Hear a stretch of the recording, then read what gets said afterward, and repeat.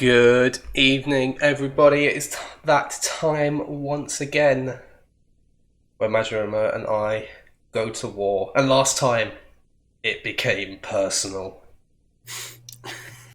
Yeah. Oh, yeah, it did. I was about to say because I lost, but yeah, I just remembered why it became personal. Yeah, there's a very clear reason why it became personal. I called this mofo out on his bullshit, and he didn't like it. If I'd have remembered what was going on, then I would have liked it more, probably. But I didn't, so I was there like, why am I getting roasted? What did I do?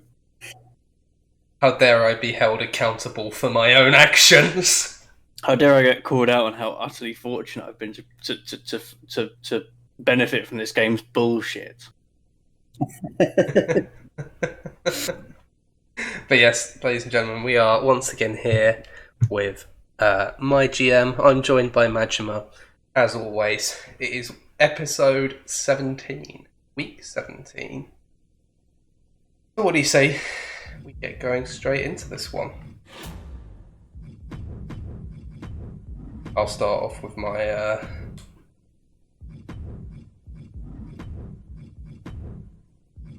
logistics. I'm gonna buy the next special effects up. That's 52.5 grand. I need to get it at some point, so I'm gonna get it. So I'm gonna apply all of the top ones now.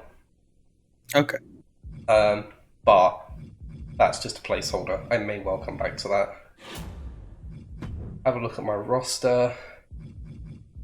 This is where I'm at. Okay. Decently solid. Not bad at all. Take that. Okay. Free agents. We got some spicy ones here. I'll check something out. Yeah, some big names here. Cesaro, Ciampa, Ziggler, Hardy, Miz. It's quite a stacked lineup, I would say. Yeah, I don't know if I'm going to sign anyone this week, but there's some names to keep in mind. Look over at the legends. Obviously, some of the more recent DLC characters now popping up, like Boogeyman and Hurricane. I've just remembered who I have to sign. I'm not going to say anything now. I want to keep the suspense, but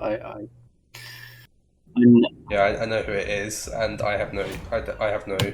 I know what I must do. Yeah, I have at least one Extreme Rules match this week. I could probably do that. Liv Morgan demands she win her next match. Okay, I'm actually going to go straight into booking for this week. Fair.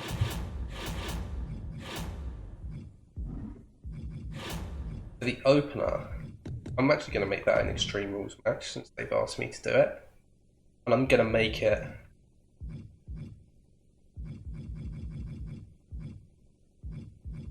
Seth Rollins versus Edge.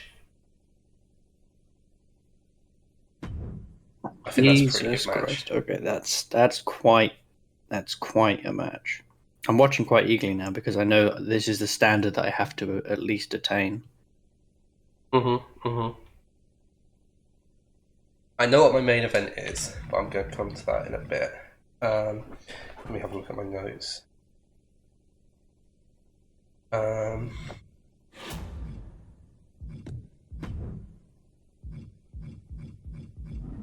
actually, that was a thing. I wanted to release Undertaker. Yeah, I forgot you couldn't actually release them last week. There was a limit. Right. Yeah, so that's going to get me 10 grand back. I'll take that. There we go. That's done.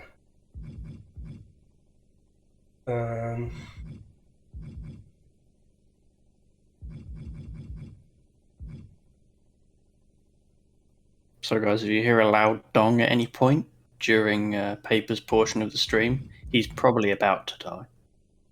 I'm being murdered. I'm being murdered. I'll do some Michael Cole commentary in the background. You'll just be there screaming. Oh my god! The Undertaker! He has risen from the dead!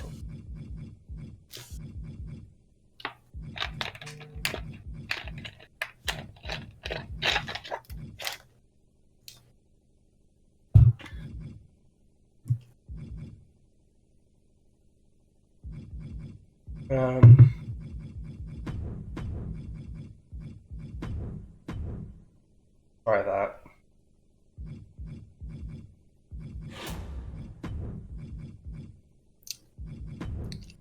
Lily, why does that sound like the name for a like really weird indie rock group? Hey Lily, how's it going? Welcome.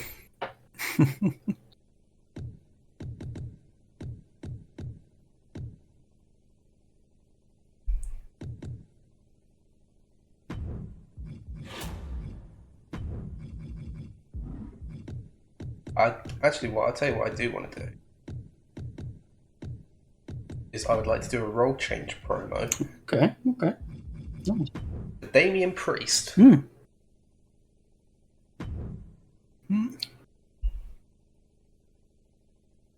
Man's done a reverse exorcism on the priest. Sheesh. It's kind of nuts.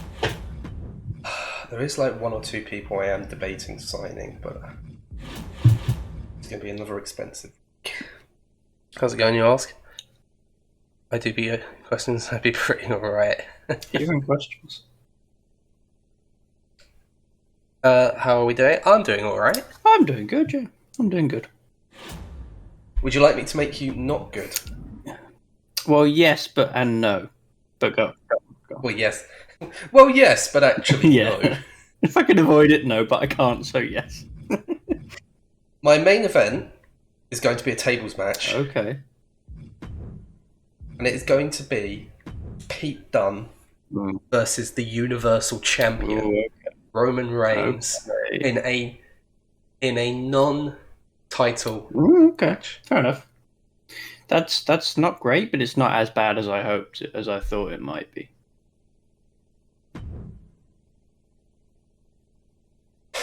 And I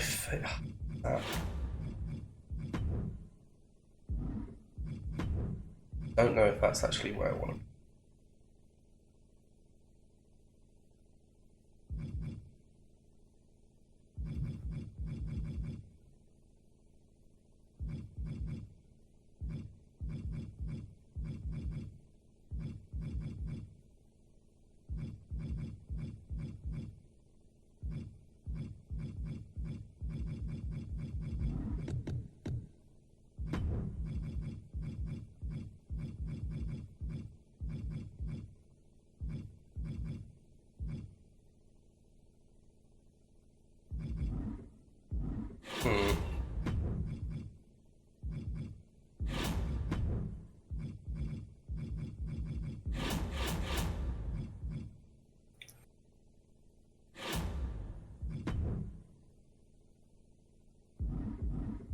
My only concern here is I don't have any women's matches on the show. But then I feel like... Actually, you know what? I'm not going to do Keith Lee versus Ali tonight. I'm going to do a rematch from last week. I'm going to do Bayley versus... Liv Morgan. Yeah. Okay. That's probably a smart idea, to be fair. You're pushing me. This is very good for a weekly show.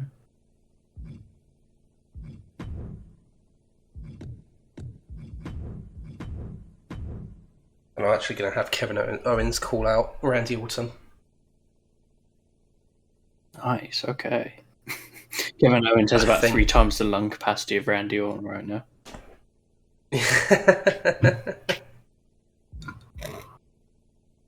There we go. And then... okay. I'm just imagining Kevin Owens sitting there like, Randy, you suck. You're old. You're washed up. And Randy's just there like hyperventilating in the middle of the ring like, I can't breathe. No. Like, I can't breathe. I need air. I can't breathe. And you know what? I need to stop being scared of spending money. Double cost. Yeah, I saw it and I just knew at some point. It's like when the Greek tragedy moves towards its inexorable end. You know, I knew. You know it's I coming. knew I was going to get fucked over. I knew it was happening. I would have done the same thing. I would have done the same thing. I think that looks like a pretty good card. I would agree.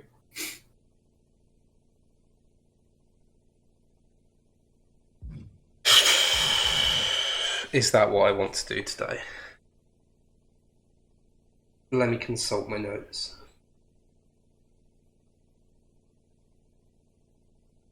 I feel like our note taking is reversed because you're taking some very extensive good notes, and I haven't been taking as many notes recently.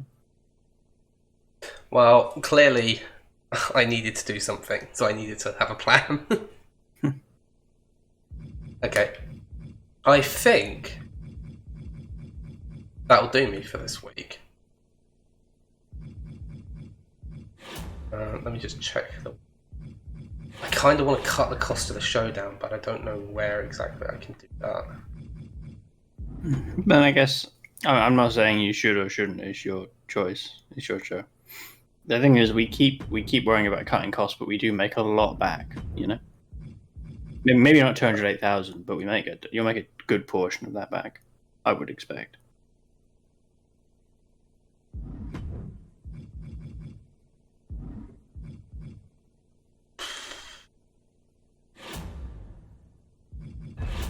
Yeah, I'm gonna lock that in for SmackDown.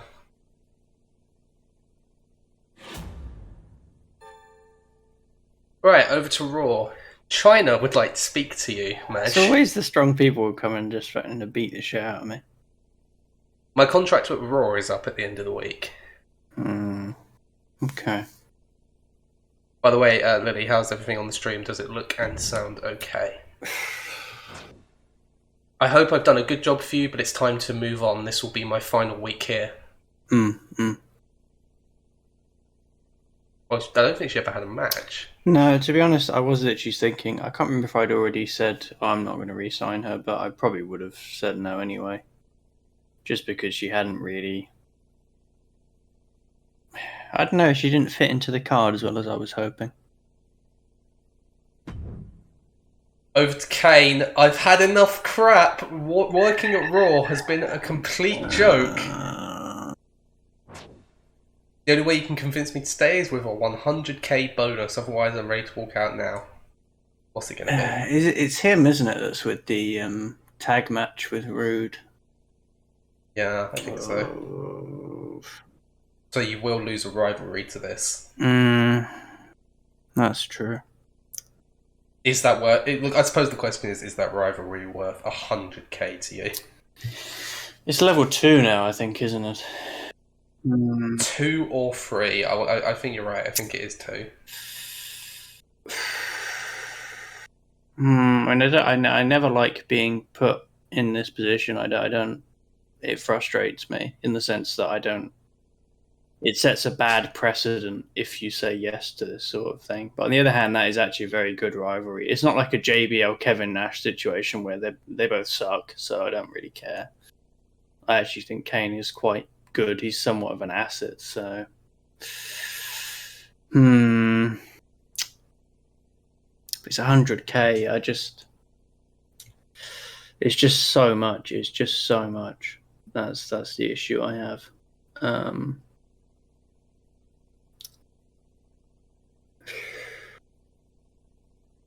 Joe, I won't let anyone. I can't let someone put me in this position because one person does this and then another person does it, and then another person does it.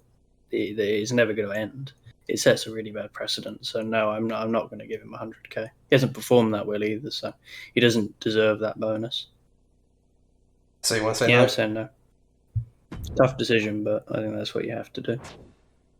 I figured as much. Goodbye then. I would probably say that's the right call. That's the toughest one of those I've had so far. Now Eddie Guerrero is going to be like, "Oh, I'm fed up. Give me 100k or I'm leaving." I think you should put me in a match with Rude. Trust me on with this. Rude. But Rude's a heel, no?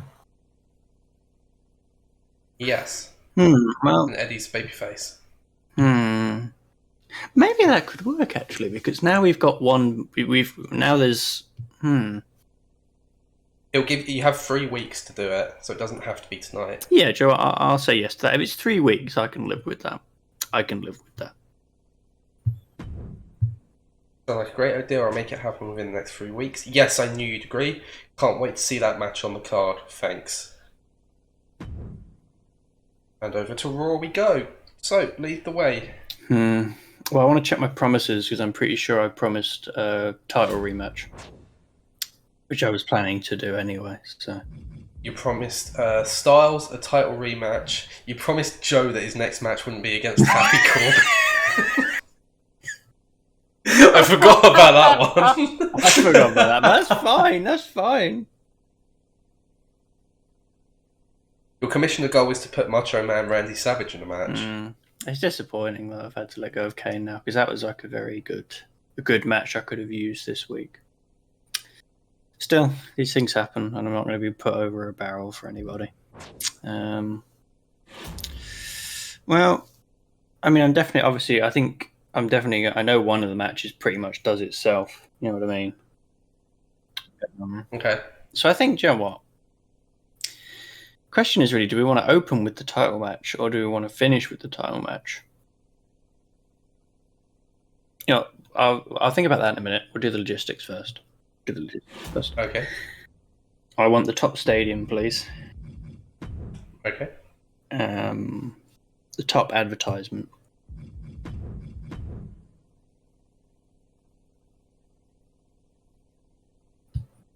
Okay.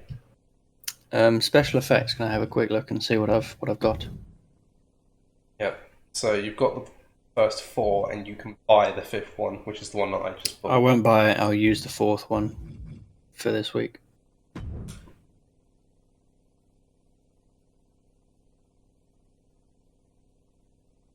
And crew.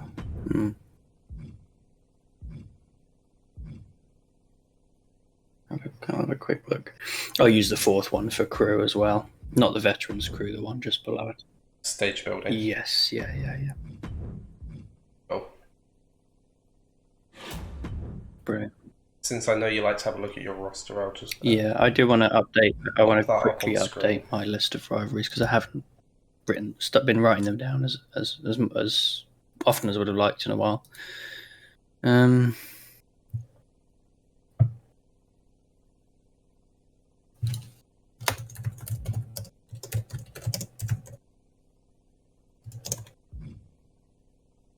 Styles is towards the bottom of your roster. To some extent, it's understandable. He's been what's the word? Like he's been very.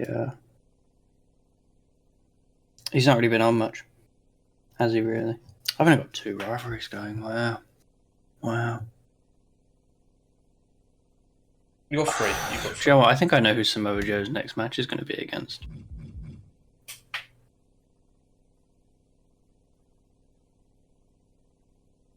I have an idea of who it might be. Oh, I won't spoil anything for now. We'll leave that as it is. Okay. Okay. I think this might actually be the time for me to get 1 or 2 people into the. Considering I've just lost Kane and what's the word? I don't really want to go.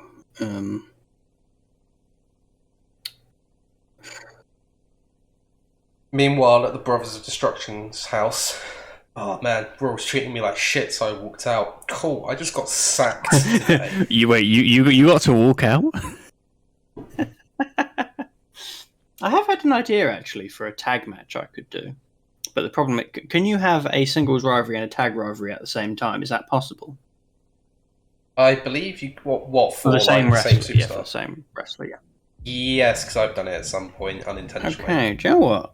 I mean, this could work. This could work actually. Well, for now, we'll ignore that. For now, we'll go to the roster. Sorry, not the roster. The free agents, sorry. I've been a bit rattled by the fact that I'm going to have to pull a rivalry out of my backside now. So we go to the free agents. I want to see. Okay. See, if I had the money, there's a very. I mean, I do have the money, but it's kind of more like a case of.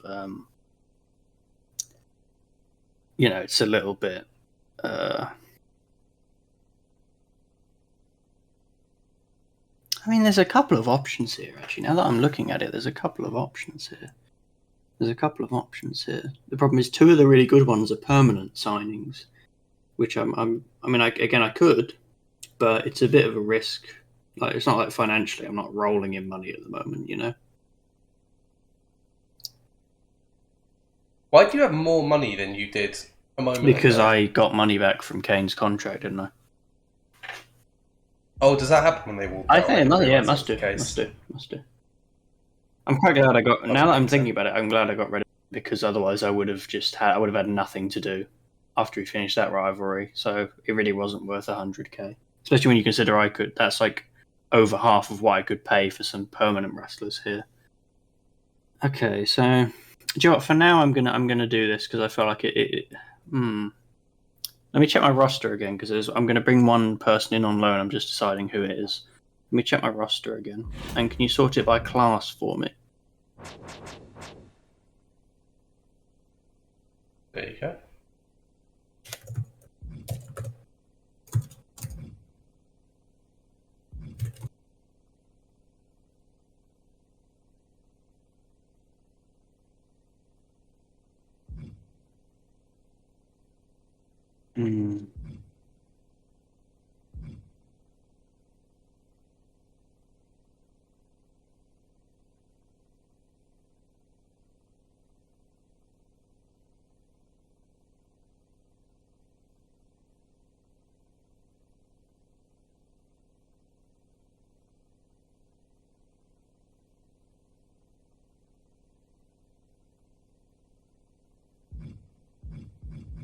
Intense Majima thinking time. This is just me half the damn time, isn't it? There's always that point in the stream where Majima will be thinking. There's always the one moment. Gosh, this is tough. So I'm just thinking, because I'm trying to set something up in the tag division, really. So.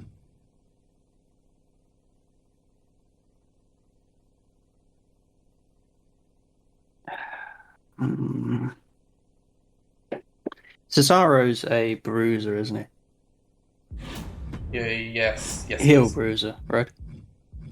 Heel bruiser, yeah. Okay. Oh my god, I think if you sign him, he'll be the first person to jump ship. He actually will be. From one show to the other. He actually will be. I mean, I would be signing him specifically for one program, and it could be quite a good program, but on the other hand, no, actually, I don't need to. I'm not going to sign anybody for now. I've thought about it. I'm not going to sign anybody for now. So.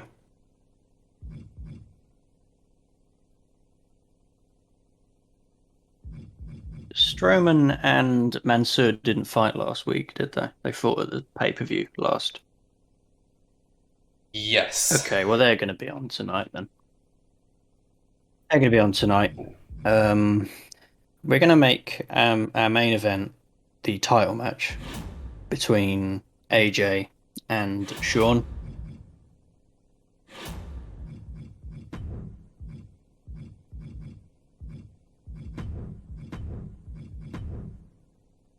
Okay. Title on the line. Title very much on the line. Oh, that's interesting. Rivalry on cooldown, so I guess they can't start another rivalry. They just finished it. Makes sense. What are they specialists in again? Actually, we'll just do a normal match, because I don't want to rate their stamina. But title matches that's to me that's true. They are to me that's good enough. They are both in. They're both in the 40s, so they'll just about survive. Yeah. Hello, Gudrun. They'll just about survive if I don't fuck their shit up. Okay. The opener is going to be Mansoor and Strowman. Oh, fuck you. I'll put a strong show in. You've pushed me to do this because you put on a very good show, so I now have to put on a very good show. Yeah, opener's going to be Mansoor and Strowman, and I might make it a TLC, to be honest. God. Are they both specialists in TLC? They are, I'll yes. make it a TLC then. Yep. Gonna make up for SummerSlam where it bombed for some reason. Yeah. And the mid card is going to be an interesting one. How goes the wrestling? Well, the wrestling hasn't started. The wrestling will probably go quite well because we booked some very good cards, I'd like to think. But I mean, I'm just about to book my last match. The next match is interesting because I, the general manager of Raw, want to make. I have an announcement.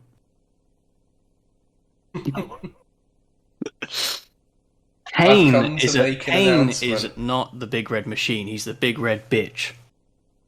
He wears that mask because he's fucking clapped and he doesn't want anyone to know it. But secretly, it's not the burns, by the way. He was ugly before the got near him. He's fucking clapped. He's hideous. He gets no bitching. He's a shit video gamer. He's massive in every department except between his legs. Cue Majima's door being ripped off its hinges and a 7-foot man just walks through. Some flames just burst from around the where the door frame used to be. No, my announcement is we have a couple of things planned for the championship. This match between AJ and Michael will not be the end of the story for the Raw Men's Championship. We have a mystery contestant who will be the next to get a shot at whoever wins this match tonight, right? Oh god. But once that mystery contestant is done, that mystery contestant will face the winner of this rivalry, which I'm going to start right now on the mid-card. And that rivalry will be Happy Corbin versus Shunsuke Nakamura. Ooh. Okay. Alright. Yeah, I feel like they both earned it. They both deserve this. I want to check if they're specialists in anything, because their stamina's quite good, so I could put on a stipulation. Nakamura specialises in Extreme Rules. We don't know for Happy. Yeah, I'll put on an Extreme Rules match. I'm not putting on any other ones tonight, so I'm happy to do that. There'll be no interference. For now. Now, the promo... Oh no, he's scheming. I'm scheming. Okay, do you know what? For the promo, we're not going to involve the mystery contestant. Now, the mystery contestant will be revealed. We'll get him in this week. But he's not going to be just jump straight into things this week. The promo, we need to set up some other rivalries. We've just lost out one of our biggest rivalries. So, the first rivalry I want to set up is Samoa Joe. And he's going to call out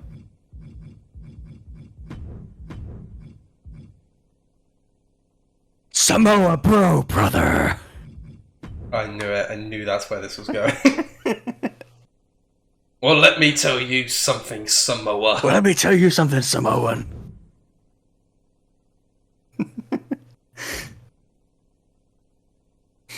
I might whine like a bitch. Okay. I might wrestle like a bitch. But I don't politic like a bitch, brother.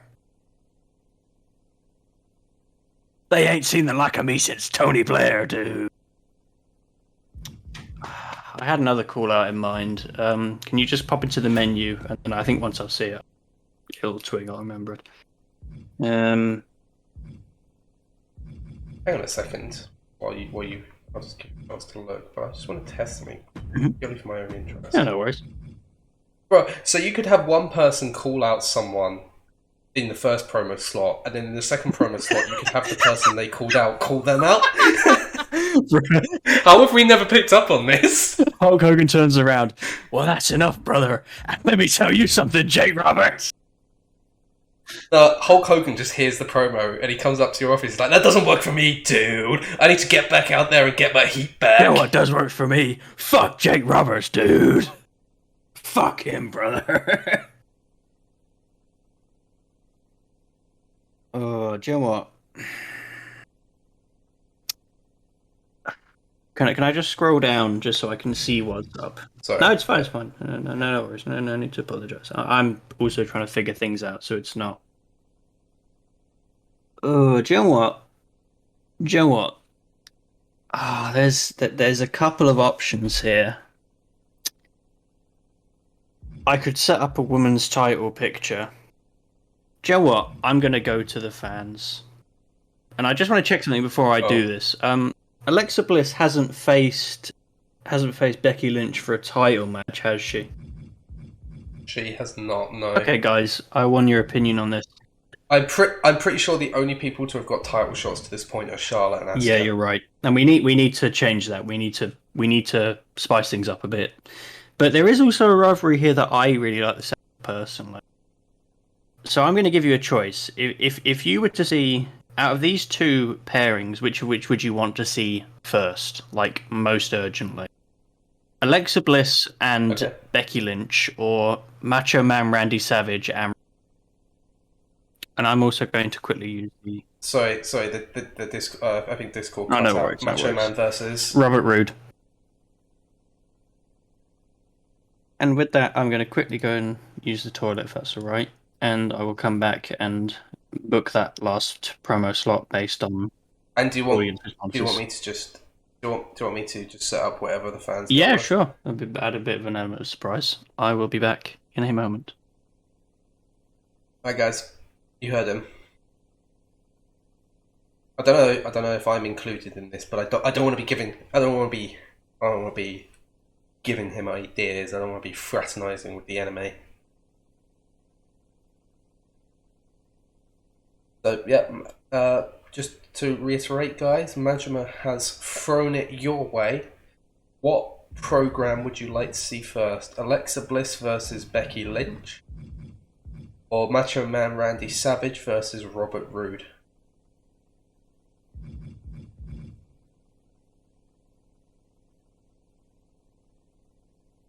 Gudgeon says the second one, so I assume he means Macho Man and Robert Roode.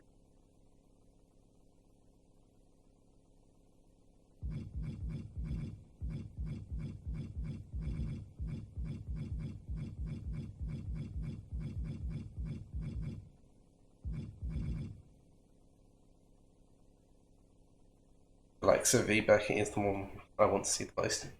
And this is why Majima will learn the lesson that I have already learned.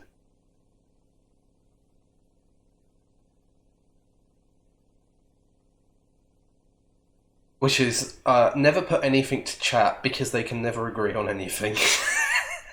This is the problem when you have two people in chat and you have two options, and the issue is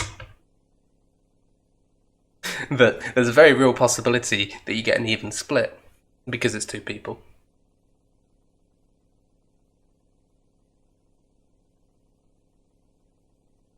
So Madge is going to come back and he's going to be like, yo, why have you not put anything? And I'm going to have to tell him, well, because my chat is equivalent to a civil war. They never agree on anything and they're always at each other's throats about every single decision.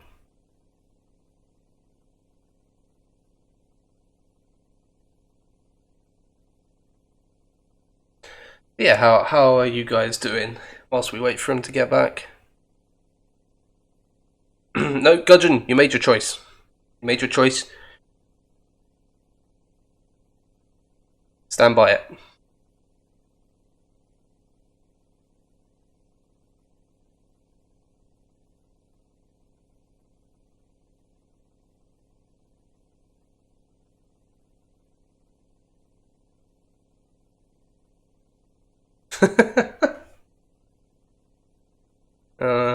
Oh dear.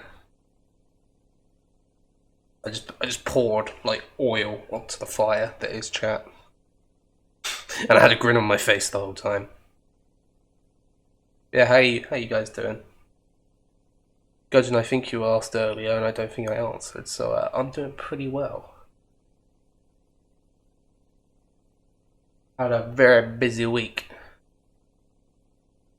so look forward to chilling a little bit.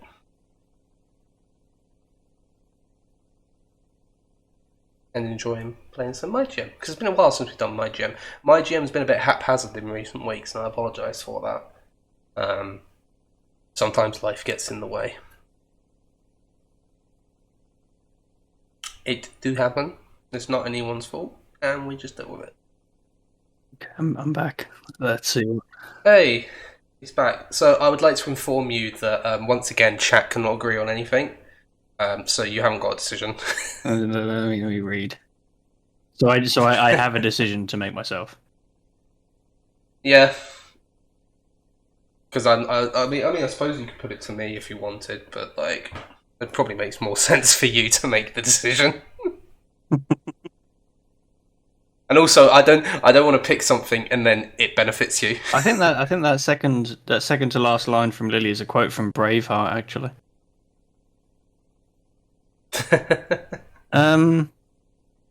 Okay. I mean, it's a tough one because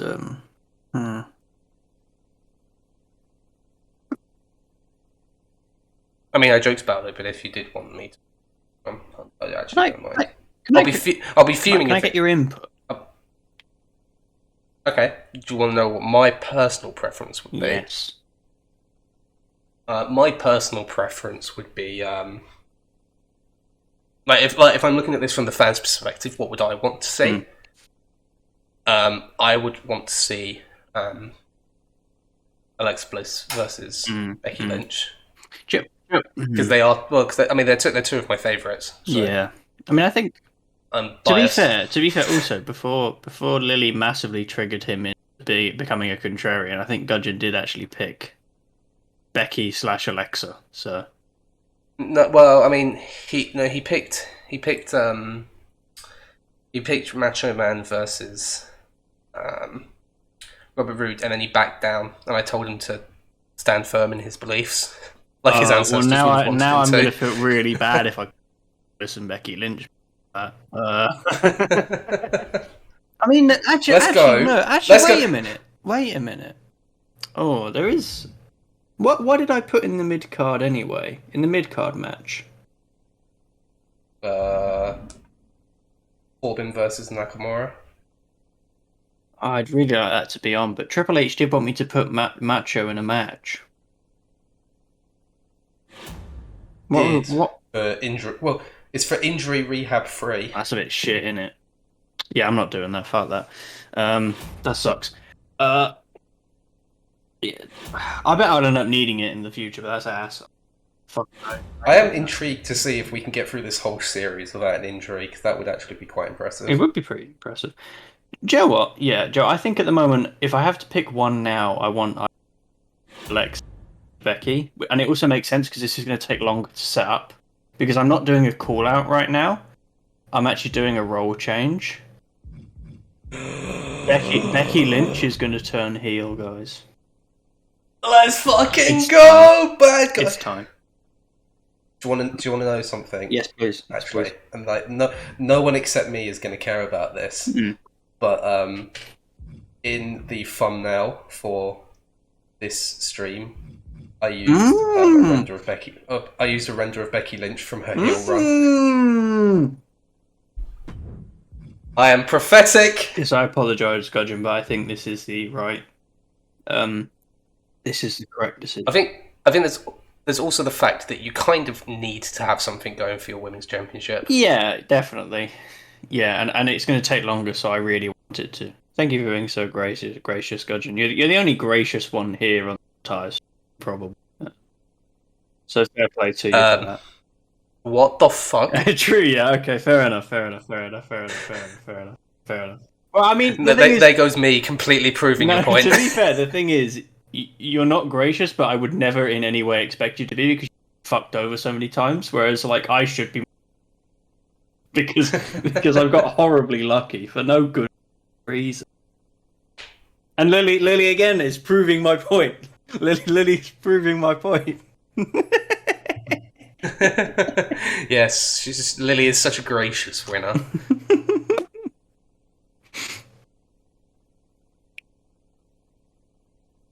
Yeah, yes.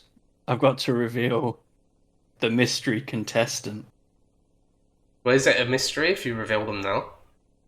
Well, no, but I need to sign somebody, and it's the only person I'm signed, so I think it would be quite obvious it would be the Okay. mystery contestant. So I'd like you to go to the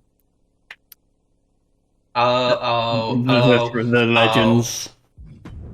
I forgot about this. I'd like you to stroll along to a certain blonde man in a lovely red robe, and I'd like you to say, I'd like you to say this with me. I'm gonna have to clear my lungs for this one. I want you to say this with me. Main Jane. Woo! Woo! Damn man! I got so hyped I just hit puberty for the second time. Let's go. Oh my god. My voice broke harder than the glass on my window just did. But yes, I will be signing. I will be signing Ric Flair. And as I said, I'm now formalizing this announcement. The winner of AJ Styles and Shawn Michaels and the holder of the title after tonight will enter a program with the Nature Boy, Ric Flair. God, you're actually gonna win either way, because like Flair versus Styles or Flair versus Michaels. Yes. Exactly. And no matter what happens, in all seriousness, I can. Ric Flair works so well as a heel or a face. All I'd have to do is a role change, and it works perfectly. Yeah. I mean, yeah, I think as far as I can tell, I'm happy with everything. There's nothing I've like forgotten or missed out. I mean, I've done my promise to AJ that he would get a rematch. I've told Triple H to go fuck himself. It's one of my weekly routines. That is, get up, make a coffee, and big man. Eat, sleep, go fuck yourself, Hunter. Repeat. Eat, sleep, fuck you. Go to sleep again. Pete. Wake up from sleep, tell Triple H to go fuck himself, and then sleep again. The entire Raw roster circa 2002 to 2004. Yeah. And Triple H during his reign of terror to everybody else, so he kind of deserves. Yeah, I think that's everything. As much as I wanted to cut a Ric Flair promo this week, it makes more sense to do it next week. You have time to prepare. Yeah, I mean, yeah, and also I want to get those other rivalries going as well. So, yeah. Okay, do you want me to look in this week of Raw? Yes, please. I do indeed. Nothing else you wanted to check before we go? I mean, in terms of, I've got no promises that urgently need doing. Actually, do you know what? Maybe it's worth checking the power cards. I might want to check and see if I want to purchase any power cards. Yeah, sure. We can. I'd probably want to do that. That's a new card. Okay. Oh, that makes sense. 2 Extreme, 1 randomly booked Extreme Rules match will have a higher rating than normal. Ooh, I forgot about one of the cards I had in my inventory. Oh, I yeah. forgot about one of the cards I had in my inventory. Oh. Yeah, you should. Yeah, that's right. It's probably about time you used your pre-match physio. Yeah, it's an important one, isn't it? Big risk of injury to Shawn Michaels, you know. Do you know what? I wish you could use like you could. I wish you could sell cards to like get a bit of money. That'd be really good. That'd be really good to do. Because then you'd have a reason to go like for this commissioner goal. I am looking at 2 of the ones in the store because I could do with increasing Cactus Jack's contract, but then if I spend 30k now, it's surely going to make no difference. He's not going to ask for much more than 30k, is it? And then you get 5 weeks out. Exactly. Of it, so. The other one I'm thinking of is 2 Extreme. I am really go all in for this week, but then it's 50k, so. I mean, alternatively, it could be a good buy now and use later at a like. That's also. Do you know what? I'll buy 2 Extreme. I will buy it. I don't think Yeah. I'll use it this week. I want to see how they get on with the additional like boost of a card. What is To the Moon? Is it? It's for the lowest popularity superstar. No, it's only usable on superstars with less than 60 And I can popularity, and it gives them can plus 15. choose who it is. Yes, you can choose who it is Okay. as long as they're below Can I 60. check on my roster who has less than 60 popularity? So it applies to Mansoor, Strowman, Nakamura, Macho Man, Styles, China, Robert Roode, Dana Brooke, and Candice LeRae. I could literally make Mansoor the most popular thing since Jesus. Or alternatively, you could like wait a week, and then some of these people who are like on the periphery of dropping down, Like a Sheamus or a Samoa Joe, you could Samoa use Joe. it. Yeah, you could potentially use I mean, it. whatever happens, it's... Stop! Shut up! Shut up! Why am I giving you ideas? That's a great idea. I genuinely had not considered that. Thank you. I tell you what, that could really boost the rivalry between Roberts and Sheamus. Actually, what I'm actually thinking is I could give it to AJ and massively supercharge his popularity. But then the risk is that would keeps the belt, because if he kept the belt, he'd be on a ridiculously high popularity. Yeah. You also need to remember that it won't apply until after their next match. Yeah. So ideally, you also want to use it on someone who's having a match this week. Yeah. Yeah. If you're going to use it, or you can save it. I very much could. Gosh. Yeah, Joe. I'll wait a week because I want to see how the popularity changes. Because if like people are getting more popular just by being in matches, then I'd rather let that happen and give it to someone who needs it. There's no need to rush it, so right. I'll leave that for now. I'll leave both those cards for now, but they're two very hands to have. Yeah, you've got a few aces up your sleeve. Yeah, which is good. I feel like I'm going to be able to build myself into a good position here, which is the most important thing. So I'm happy to book that show now. Just going to sit on the confirmation screen for a second so that Madge can have a look at that, and then go. You're ready. I am indeed ready. Let's go.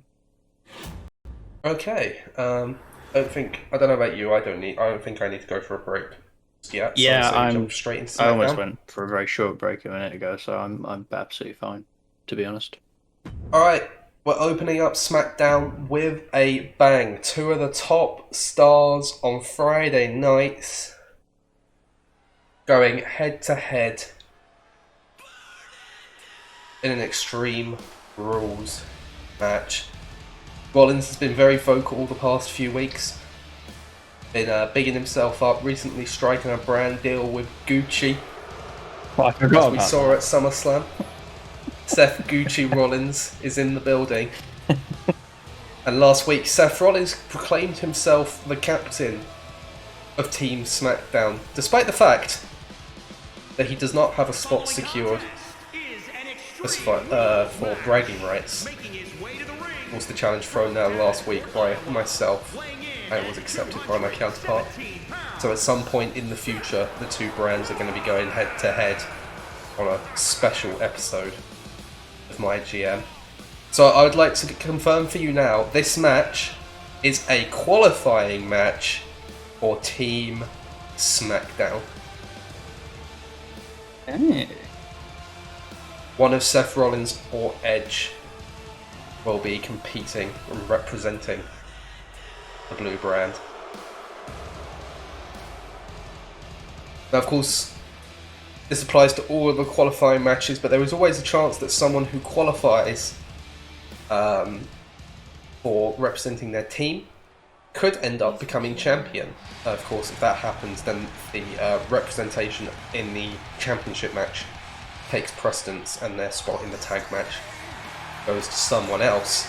But we don't need to worry about that right now. Here comes the Rated R Superstar.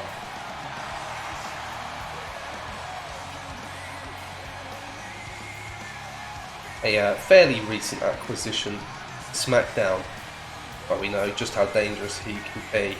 And I'm going to say right now, you should be worried regardless as to who wins this match, because either way, That's a very devious, conniving, and cunning addition to Team SmackDown. I don't forget a very talented addition too. Well, all of my superstars are very talented, so, I mean, of course. Can't argue with that. I don't play favourites here on SmackDown, unlike some people. Ask her as my wife. I think that's a lie. Oh yeah, maybe. How did you ever word that? Oh, we got Sherlock Holmes here on SmackDown. Incredible powers of deduction here. This one underway here in the early goings. Kick off SmackDown with a huge contest.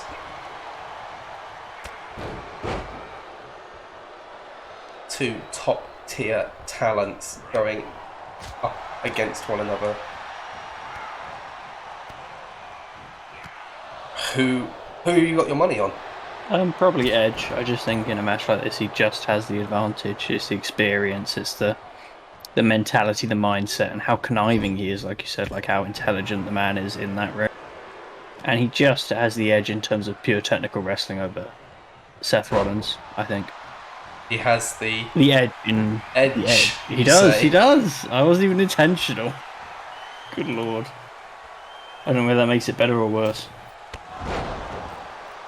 I also like how Edge's six-pack has given up on moving to become like it's not moving like vertically to become 8 or 10-pack. It's just moving horizontally. It's getting more ripped out on the sides. If you look at his chest and is in his abdomen, it's really quite amazing. Big dive by Rollins takes Edge out on the outside. Don't forget this match is extreme. Ooh. But I thank you because I forgot this match with you 3 months. It's a good stipulation for these two. I mean, these are the kind of guys who, when they face each other and just in general, don't like to hold anything back. They don't like to go at anything less than 110 at all times. Rollins into a cover. Only gets a 1 on that.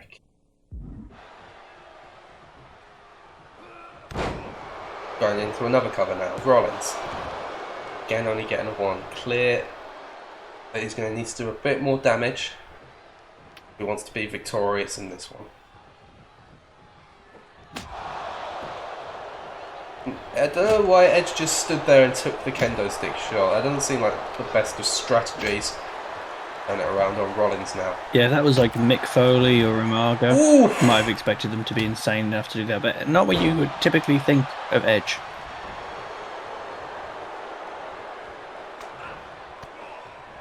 Rollins with a few big shots.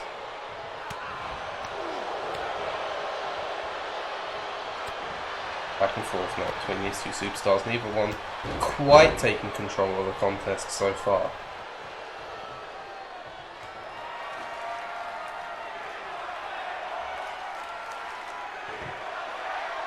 While the fans are chanting, "We want tables." And Seth Rollins more than happy to oblige. Is this going to be a legendary 5 or 6 table in the room? Or is Seth Rollins going to reign and just get like 2 tables max? Compelling stuff here on SmackDown. How many tables could a woodchuck chuck? A woodchuck look like Seth Rollins? I think Rollins just like legitimately fell off the top rope there. The answer is crippling vertigo, ladies and gentlemen, because that's apparently what Seth Rollins has.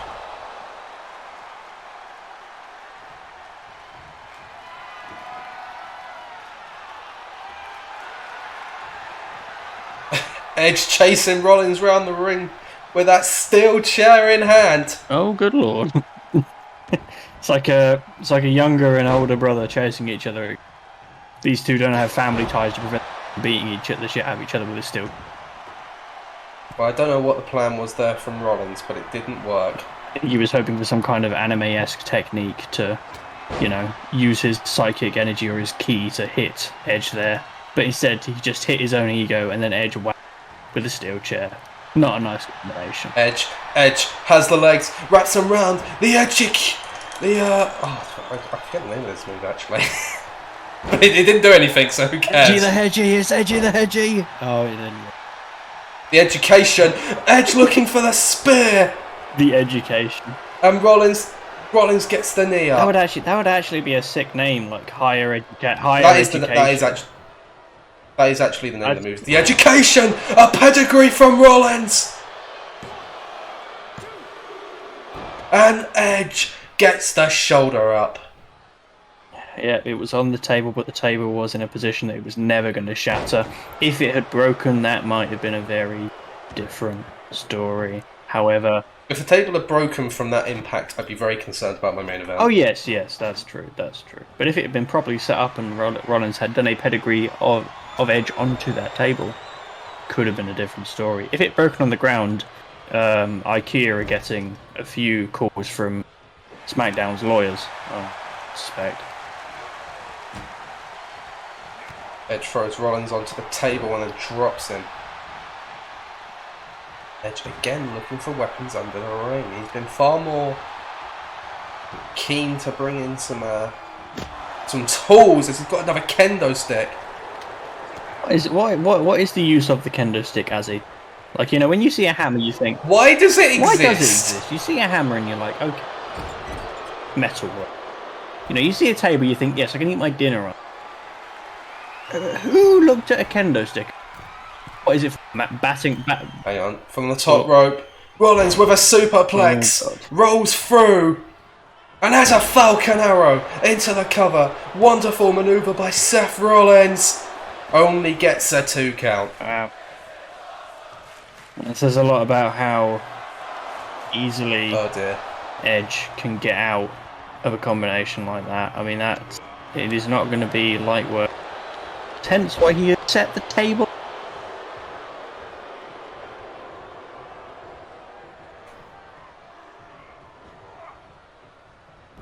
Edge, sensing danger, slips out the back door and with a chop block to the knee, looking for the execution.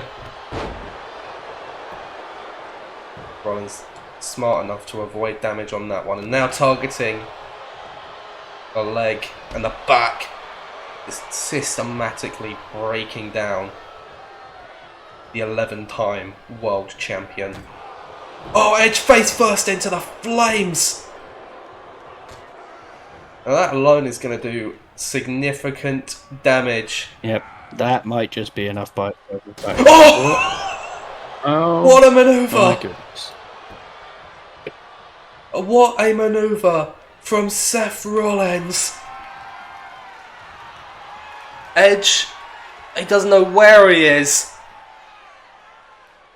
Rollins with a big strike to the back of the skull. Rollins with a curb stomp. That has to be it. That's gonna be it. 1, 2, 3. Seth Rollins is going to bragging rights. And he will be bragging about that all night long for the next week, for the next month, however long it is to Seth Rollins about that. Because he got a very convincing, very impressive win over Edge there. And I am dropping some frames myself as well, Lily. In bits and pieces, it's kind of... Stream is not telling me that I'm dropping frames. I did wonder if it was just me. I mean, it's sort of going up and down. Like, at periods it's absolutely fine, and then at periods it's...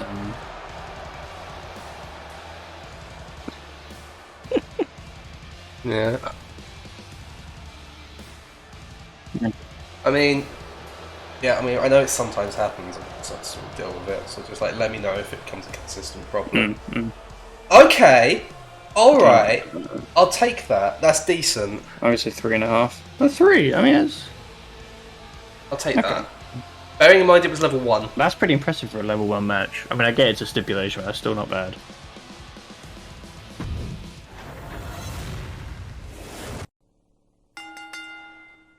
Rollins gets the victory. Well, we're going to catch up now with Kevin Owens, who made his return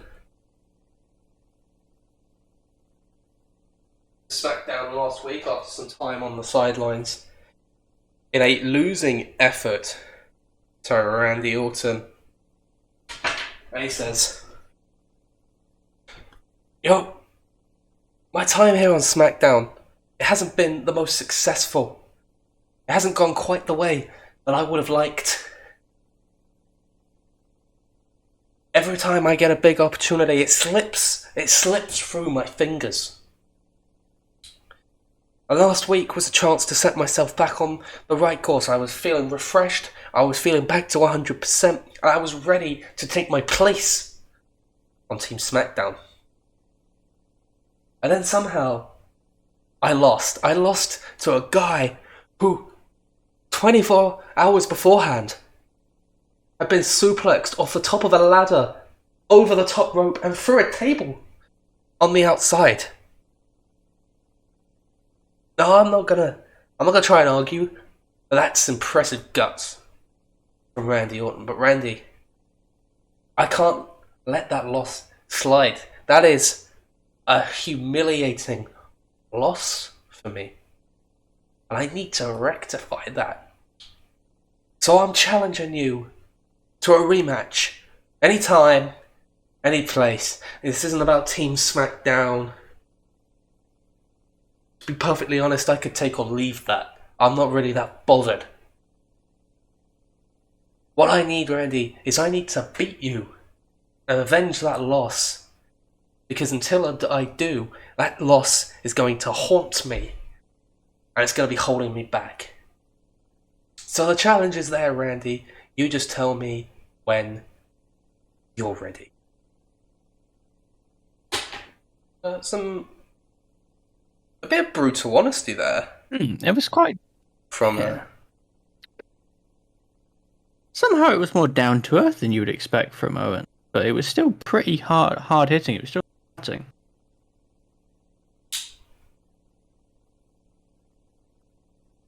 Let's see what rating we get here. Let's go. Excellent promo. Yay. I had complete faith in Kevin Owens. I mean, he very rarely drops anything but a brilliant promo, you know. Okay, well, we're heading into a match from last week. A rematch. Bayley got the win over Liv Morgan after some harsh words at SummerSlam. Liv Morgan has requested a rematch to get a win back. It's time to see if she can do that tonight.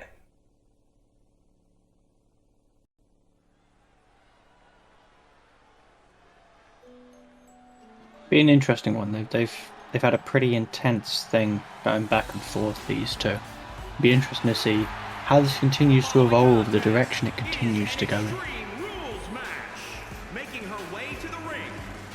Well, Liv Morgan, she had a bright start here in MyGM, but she seems to have tailed off a little bit in recent times ever since she lost the SmackDown Women's Championship, that can be said.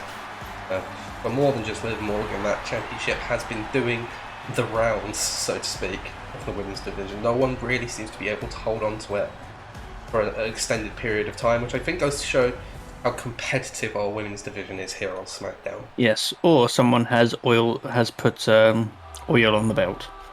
But I would put my money on it being the competitive women's division. Well, here's one person, one competitor who has not held that championship as of yet, but you feel like it's only a matter of time. The golden role model, Bayley, looking to the end goal, of course, it is to reclaim what she believes is hers, the SmackDown Women's Championship. She's not had the easiest time getting there. She met a roadblock in the form of Bianca Belair, of course, the current SmackDown Women's Champion, having won the title back from Rhea Ripley last week. If Bayley can get another win tonight, she's surely solidifying herself near the top of the contention list. Absolutely. I mean, she's always going to be there or thereabouts. But Bayley will never really accept just being in the picture. That's not an achievement anymore. It's not noteworthy. She wants to have her hands belt and to put it around her waist. Nothing else will do. Nothing else will satisfy Bayley as a competitor, as a wrestler, as a human being. She has to get that belt, or all of that striving, all of that work, all of those good matches for her become worthless. Liv Morgan with a quick start here, taking Bayley off her feet.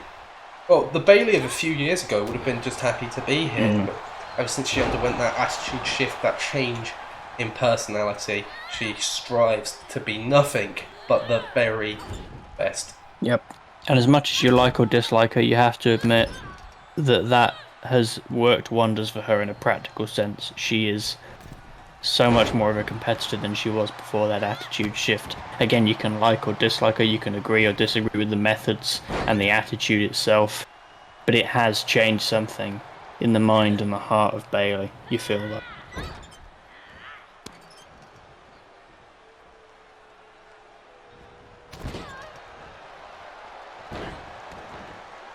No one taking too much control in the early goings. Get the idea that these two are sort of feeling each other out a little bit, as there's a face buster from Liv Morgan.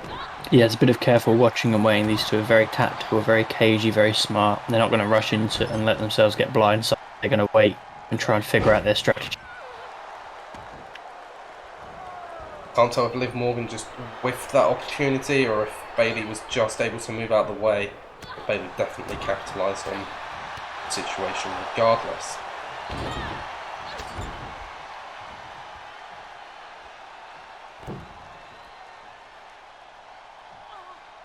Tree of woe, now Morgan looking to choke Bayley there. Not a legal manoeuvre, but willing to bend the rules a little bit. The fans don't seem to mind that one bit. Well, of course, as Morgan makes her way to the outside of the ring, let's not forget that this is, in fact, an Extreme Rules match. Oh, you're joking. Not another one? Another one? Oh, for God's sake. Jokes aside, you know me. I do love to overbook Extreme Rules matches, so... Oh my god, I do not like the way that Bayley just collapsed after that shot from the steel steps. Oh lord. Oh yeah, that was a horrible fall. I've just seen that. That was that was ugly. And that sort of sends a shiver up your spine a little, sends a chill down your back.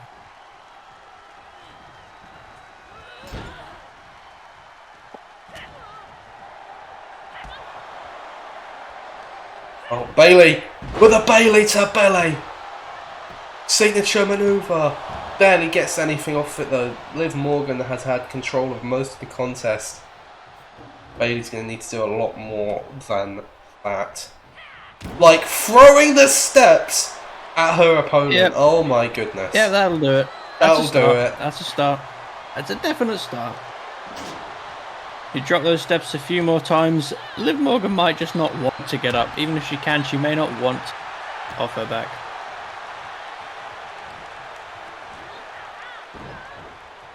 Nice little combination there by Bayley now.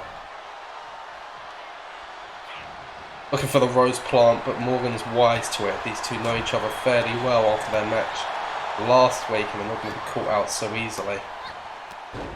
Yeah, when you've been in the ring, when you've been in the ring with the same person so many times, you just get to know. You can predict these things without even thinking. You see certain movements, certain glances, certain hesitations, and you instantly know what they're going to go. It's just a second nature. It's a natural response and a natural instinct that you develop, and that's what separates. Bayley with a Macho Man elbow drop there. Sorry to cut you off. No, it was a lovely elbow drop, but it didn't get the count that Bayley would have wanted.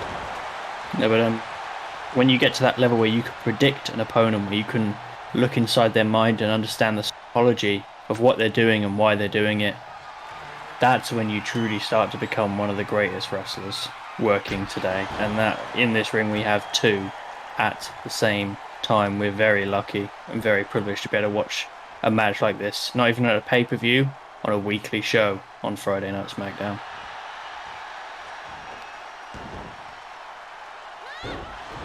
Morgan's definitely been in control for the majority of this match. Bayley's going to need to make some changes to the game plan if she wants to get back into this. Morgan with a big face buster there. Bailey might be knocked unconscious. No, she gets the shoulder up. That was a very impressive kick out from Bailey. I really thought that might... It looked to me like she'd been knocked absolutely clean out. But I must have been mistaken. She got the shoulder up and she's got up pretty quick. Shows what a good shape she's in mentally and physically. Bailey. Bailey there showing that she has the fundamentals down to a T. Yeah, nobody does the fundamentals, the basics of this business quite like Bailey. Bailey looking for another Bailey to belly. Morgan with the roll up. Referee taking his sweet time to get into position for that. Bailey gets the shoulder Ladies up. and gentlemen, sometimes in this business I wonder if the greatest competitors are not the competitors but the referees. Saw the shock on Bailey's face there. She knew how close she came to losing this match. Probably would have done if the referee was capable of walking around a ladder. Yep. Very, very true.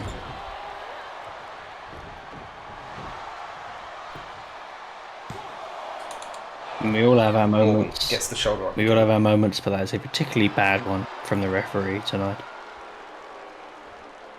I don't know the referee's name, so I will just call him the referee. Quite dehumanising, but it's all I can do.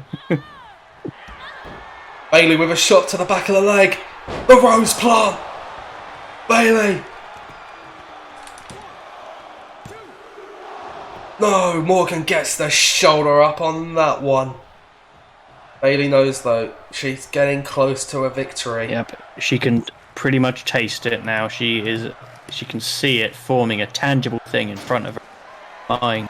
She wants to reach out and grasp the victory before. She's gone for the hammer, and that's going to do it. Those shots, the fans are chanting "fight forever." I don't think they're going to be fighting for much longer at this rate. Yeah. If you had to put a length of time on Liv Morgan's hopes in this match, forever is not the one that you would jump to.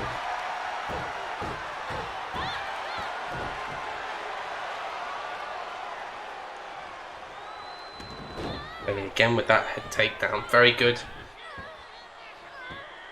from the multiple-time champion. As the ultimately quite the upstart rookie on the ropes. Bailey!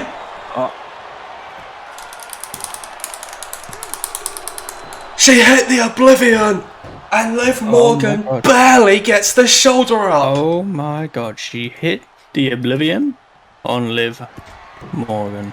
That is so absolutely disrespectful.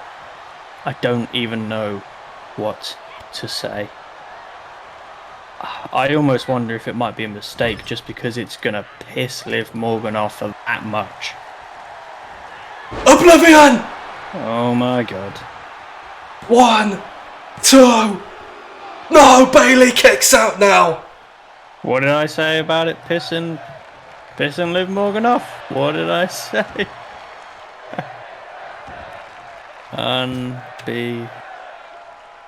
Unbelievable.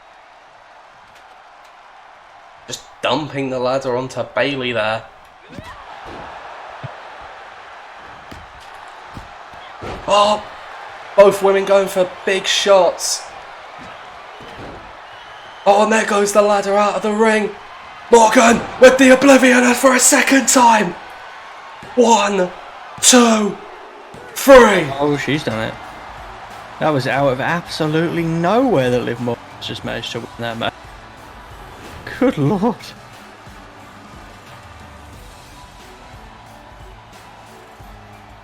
Well, you see the incompetence of the referee there. It could have been done already by that point.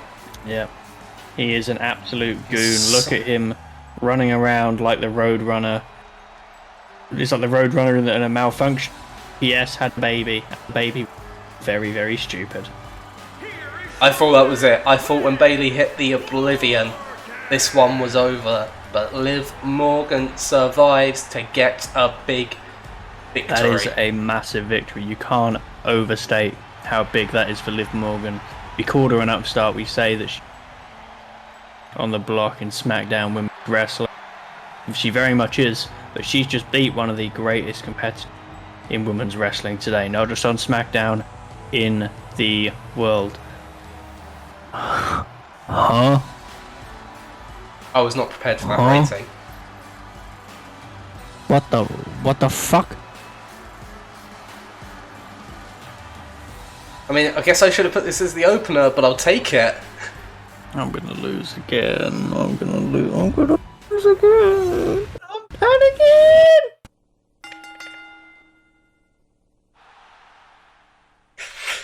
I've got a nice little rivalry brewing there. Panicking. I like it. I'm panicking. Well, we head on over now to one of the newest members of the SmackDown roster. His name is Damian Priest. And funnily enough, he opens his promo and he says, "My name is Damian Priest." And unlike what my name may lead you to believe, I am no saint. There are many in this world who choose to do things by the book, but I choose to do what's best for me. I am here to make a name for myself.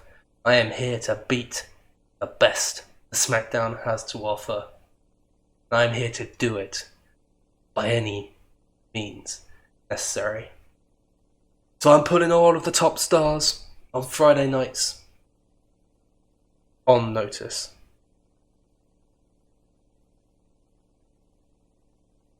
Your final reckoning will soon be upon you. You will be left stuck in purgatory after I'm done with you. And before long, I will ascend to the greatest heights, and I will be the champion of this universe.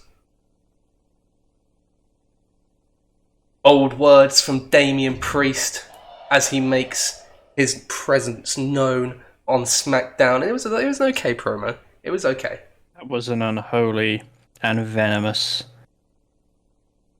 load of bile from Damian Priest, but he clearly believes in himself, and it'd be interesting to see whether he gets the opportunity to prove his mettle and see whether he can back up those words with solid displays in the ring. He's known as the Archer of Infamy, and we will see if his first in-ring appearance will result in a bullseye. But before that, it's time for our main event. The Universal Champion Roman Reigns is in action against one of the fastest rising stars in the world, Pete Dunne. Pete, it's me boy Pete. This match is a non-title affair. Pete Dunne is not getting a title opportunity for tonight, but he is definitely in the picture for a title opportunity down the road. Yep.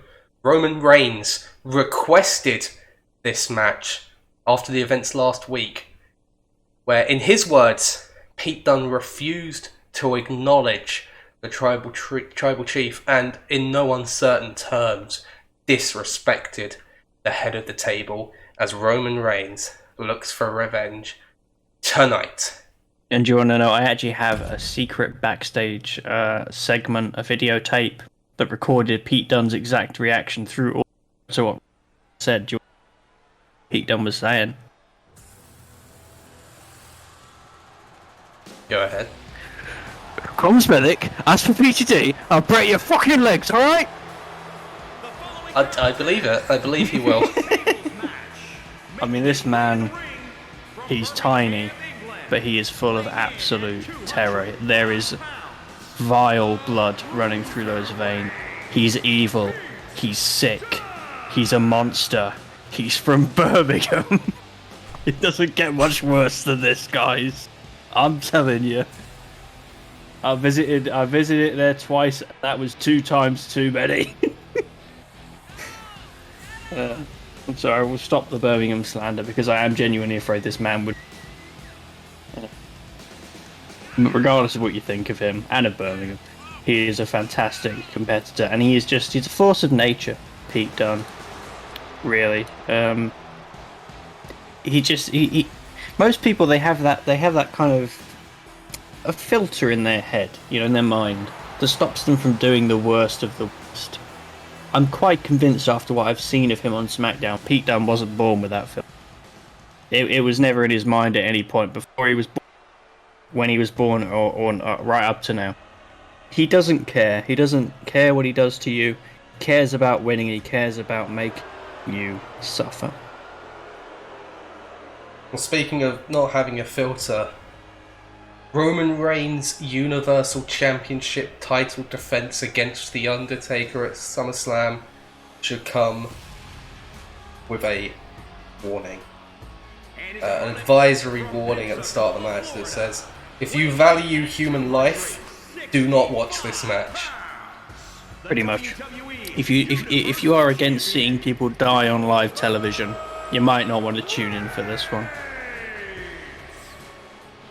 Roman Reigns sent The Undertaker packing. We have not seen the dead man since. And the curtain may very well have closed on the Phenom's career. Roman Reigns said what he was going to do, and he carried it out to the letter. Pete Dunne has been impressive in his time on SmackDown, but nobody is the favourite against Roman Reigns. Yes, you might say he is, in fact, the Becky Lynch of SmackDown. He's just that. He dominates people that much.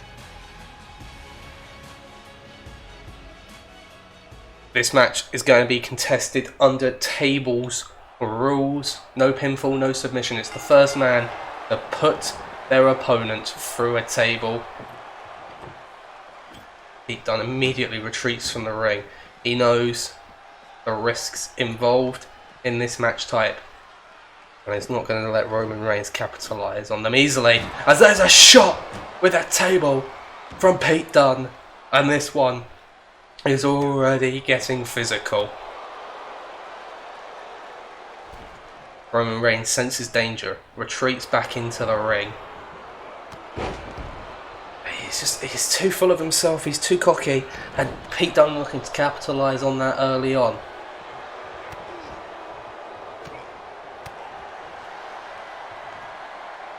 Good snap suplex there from Dunne, looking to take the fight to the tribal chief.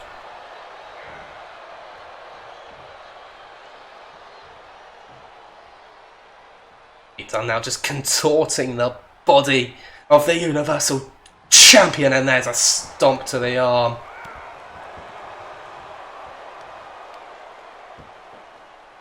Working away at the arms, looking to take away the strength of the tribal chief. Roman Reigns needs to get back onto his game here. There's a big boot to the face of Pete Dunne. Pete Dunne, he likes to get technical, he likes to get crafty and vicious with his attacks. Roman Reigns is just like a freight train, hitting you at full speed. There's not really much you can do about it. It's not pretty, it's not exactly complicated, but it is effective! And there is a headbutt from Pete Dunne, rocking the champion.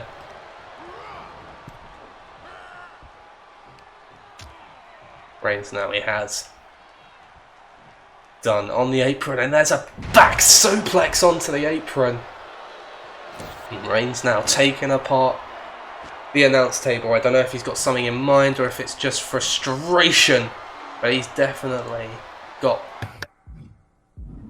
plans. Yep, I think Roman just wants to vent his frustration on somebody, and you can see it's made him let Pete Dunne get back into the game and take the momentum away from Chief. Oh, very nice transition from Pete Dunne into the armbar. And again, the transition now. Look, this is fantastic from Pete Dunne. This is some real technical, classy wrestling. And as much as we talk about Pete Dunne being brutal, and you see it as he bends those fingers back, he is so skilled in the ring when he wants to be.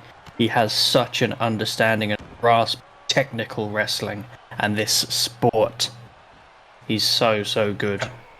Bending the fingers back, trying to break the fingers, and a vicious stomp.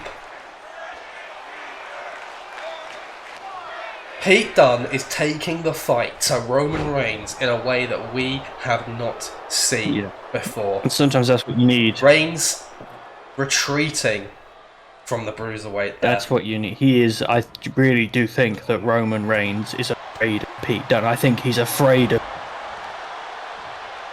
If you look at his eyes, they're glossed over. You can't look Pete Dunne in the eye. Raking it. Well, speaking of eyes, Pete Dunne raking at the eyes of Reigns and a stomp to the back of the head. This has been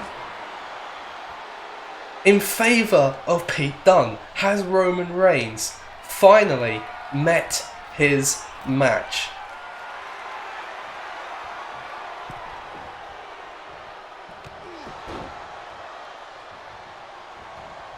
Pete Dunne can't afford to get complacent. He can't afford to let up against the Universal Champion. One wrong move against Roman Reigns and it could all be over just like that. A Superman punch.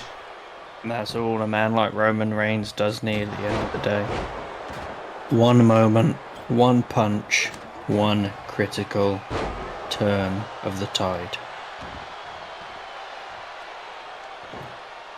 See it crack down the table there from that exchange. Oh my goodness, that absolutely flew.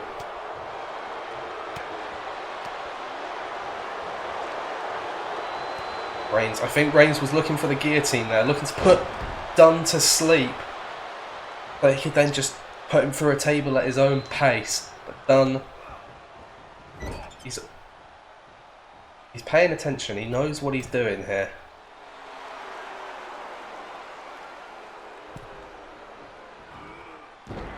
Bit too much time there though. Dunne. He is an arrogant man. He does let it go to his head a bit.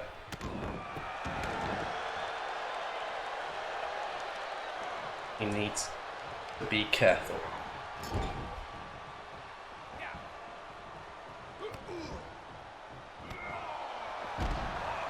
Now these two take a tumble to the outside. The match will continue out here.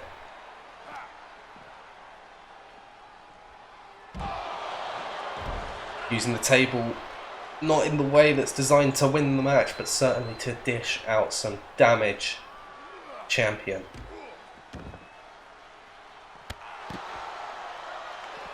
Pete Dunne, you're starting to wonder if Pete Dunne is necessarily focused on winning the match. And normally I'd agree, but I think this is just his way. This is just his way of doing things.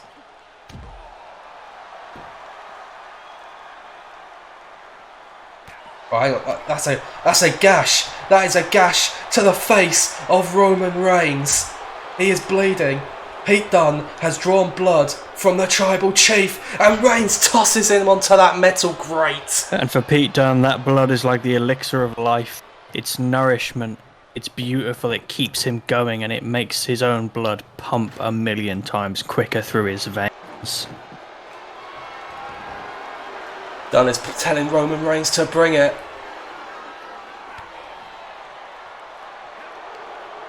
Back and forth these two go. Pete Dunne looking for a big shot. Reigns wise to it. Back and forth. Again and again. Shot to the face by Pete Dunne. The bitter end of the metal grate.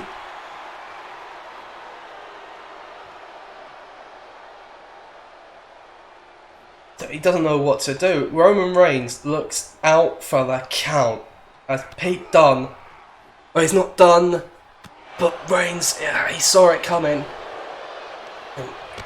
The bruiserweight going to the well one too many times there.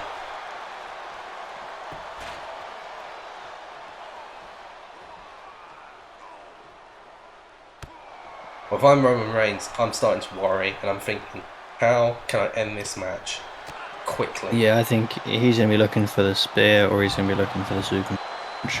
There's nothing else he can do at this point. He can't. We've seen that he doesn't have it in him for whatever reason. Maybe it's a bad day. Doesn't have it in him to wrestle Pete Dunne in a straight match tonight.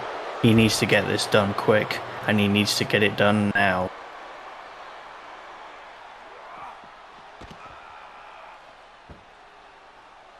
Pete Dunne has had the Universal Champion on the back foot at the very start of this match. Of course, tables rules does mean that one wrong move could swing the balance back in the favour of the tribal chief. Pete Dunne needs to be careful.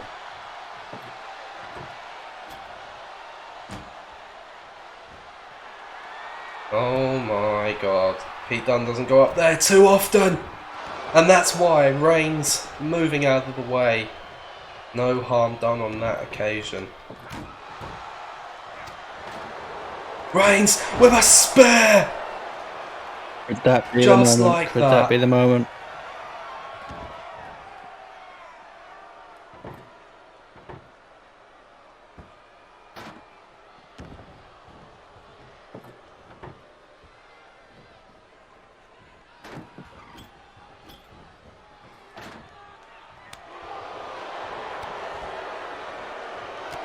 Oh, hang on. Done. He's got a hold of Roman! Oh, that was close.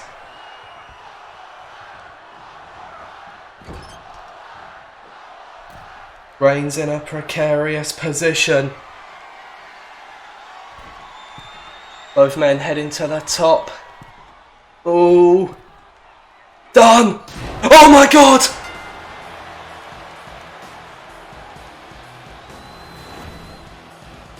Yeah, I've just seen that. Oh my god. Ladies and gentlemen, for the first time, someone has gotten the better of Roman Reigns. I don't believe it. Ladies and gentlemen, get that win-loss record out. The right column, rub out that circle. Put a dash in that right hand column. Roman Reigns has lost on Friday Night SmackDown. Oh my god. Are you joking? Oh, holy fuck. How is that? How is that? That doesn't make any sense. That I don't get it. I don't understand that. I'm totally honest. Well, the game do be a bitch. This game do be an ass sometimes. Okay, note to self, don't put these two in a tables match again. Well, surely that can't just be a tables match. Can't be.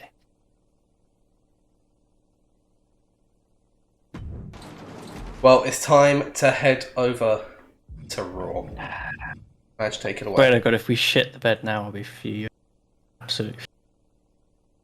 Well, ladies and gentlemen, I hesitate to say it's a classic because the game's going to give me one, but we've got used to this match. We've got used to these two, and we've got used to this stipulation as well. So Monday Night Manny, you know, he's been in and out. He's been doing his thing. He's been building things up. He's ready once again to take it to this thing, this monster. I hesitate to call him human. He is the beast. He is the breaker of souls. He is the destroyer. He is Braun Strowman. It's Manny versus Braun. It's one-on-one. It's TLC. It's the opener for Monday Night Raw. Who am I taking? I want you to take Braun Strowman. Let's go! It's been a long time. I think Braun hasn't actually won a match yet. I don't think he has, which to be fair makes me respect him a lot because he's never bitched. He's never complained to me. He's never complained to me, and he's not won it. If he's won a match, it's been a long time since he's last won a match. SummerSlam rematch time on Monday nights. Indeed. The owner of Newcastle coming to the ring now. The following contest tables, ladders, and match. Making his way to the ring from Riyadh, Saudi Arabia. I joke. Weighing He doesn't Well, own these Newcastle. two- He owns the whole wrestling world. He owns these does. fans. And he owns Monday nights by his own... Well, in his own words, as he says. He owns Monday nights. And when he steps in that ring, there's nobody who has pure charisma, high-flying brilliance like Mansoor. But there is somebody who has absolute destruction, total disregard for human, and a real hatred of Monday Night Manny. And he is the man on his way to the ring now. He hasn't had a lot of... He hasn't got many strikes in the W column on Monday Night Raw. But what he does have is an absolutely... and a horrendous attitude to destroying men in that squared circle. It's Braun Strowman, and as he comes to that ring, you've got to wonder what effect this long, barren spell has had on him. This dry spell without a win had stretched on time. Is it motivating him? Is it spurring him on? Is it making him desperate to taste victory, or is it starting to become a burden, a weight on his back that even someone as big and powerful as Braun Strowman doesn't know how to lift off? Well, that might be your answer. Oh, okay. Braun Strowman already letting Mansoor know who the bigger man is. I mean, it's nice to know that Braun Strowman has an idea of the realities of vertical height. But yes, he is in fact the bigger man, and he not just in a physical... Oh no. Oh no, what's happened? Are they dead? Just a big clubbing I just saw that. strike. I just saw that. He tried to crack Mansoor in half like an egg. Oh! Table's gone. Up. Well, I'm sure as hell glad this ain't a tables. Lamest thing in probably every other, which is saying something.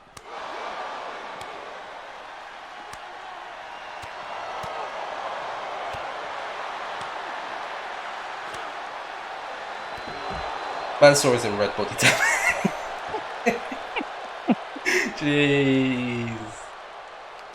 Braun has hit him probably less than 10 times.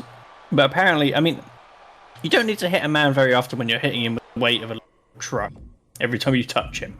You don't need to hit him that often to do some serious. And that is the trick with Mansoor. You can't let him get any stranglehold. We've seen what happens. Take control of proceedings. He gets played around, he gets outmaneuvered. The mobility of Mansoor just brings it. But now he's started to absolutely any... Can't let Mansoor get into his rhythm. Exactly. If you let him get into his rhythm, he will play sweet music all night long.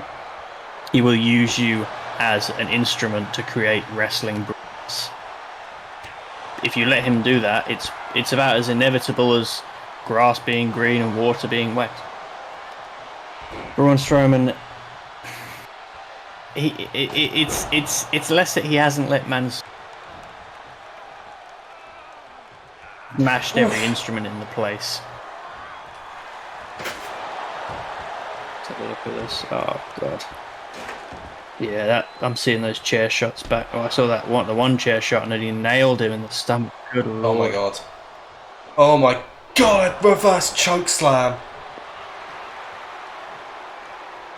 He doesn't hit that move often, Braun Strowman, but when he does,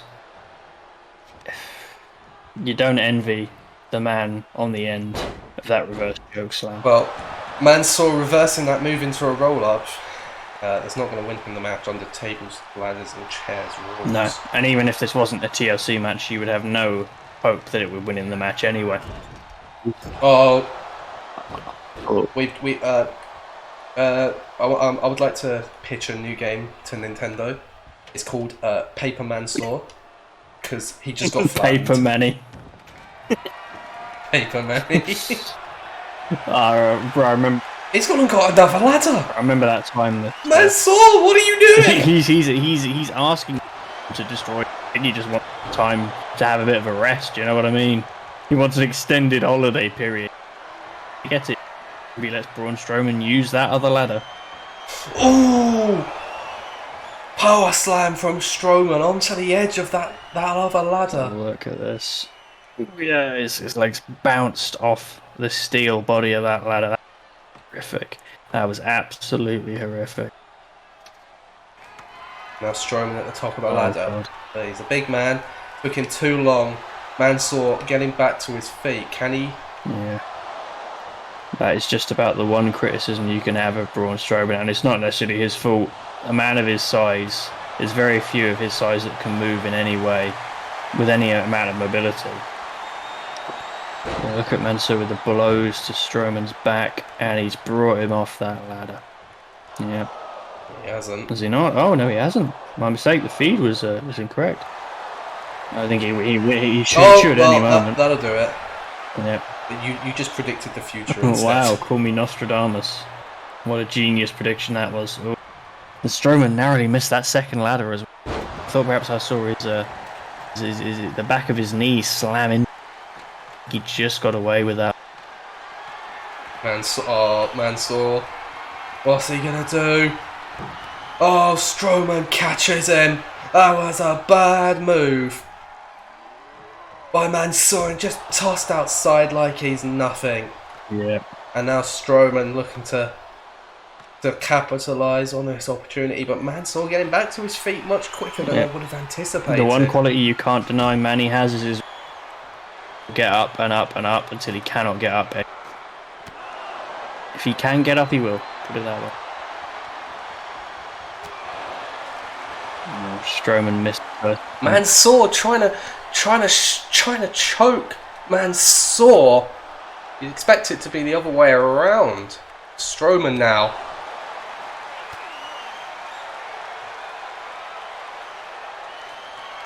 Strowman has a hold of Mansoor. This could be bad. And it will be. And down they go.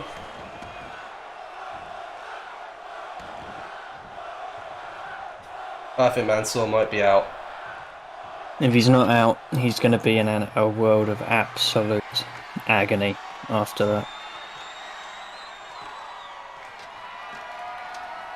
If Mansoor doesn't need medical attention after this. And that should be enough to get Strowman his first win on Monday nights.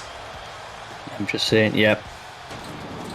And you have to say, I didn't expect that dominant a performance from Braun, but he fully deserved the win there. That was a great show, a spectacle, and it was all Strowman in the end. Could this be the little kickstart that Strowman needs to get his career back on track? Perhaps it might be so. Here is your winner, Braun Strowman! Well, I'm fucked. I was really thinking it would get a shit rating. You know, last time I got such. Yes. Bro, that's at level 2. I know they're both TLC, but that's at level 2. At some point this has to be a level. I don't understand though, because it was level 2 at the pay-per-view. Yeah. It was a TLC match. And it was at a pay-per-view. And it got a shit rating. It must have been the performance then. Must have been. Surely it can't be anything else. Strowman gets a big dub. Oh yeah, you're definitely going to win because your main event is a title match, so like that's already going to bump the rating. Yeah, but there's no rivalry, so it's not a guarantee. It's not a guarantee. Well, I got 2 stars with a rivalry, so I don't know. I think the mid card could be like a 2.5 or 2 star. I mean, the Extreme Rules might save it. To be fair. You know, I'm always disappointed that it's not Hulk calling out Samoa, because I do love doing my really shitty Hulk impression, but.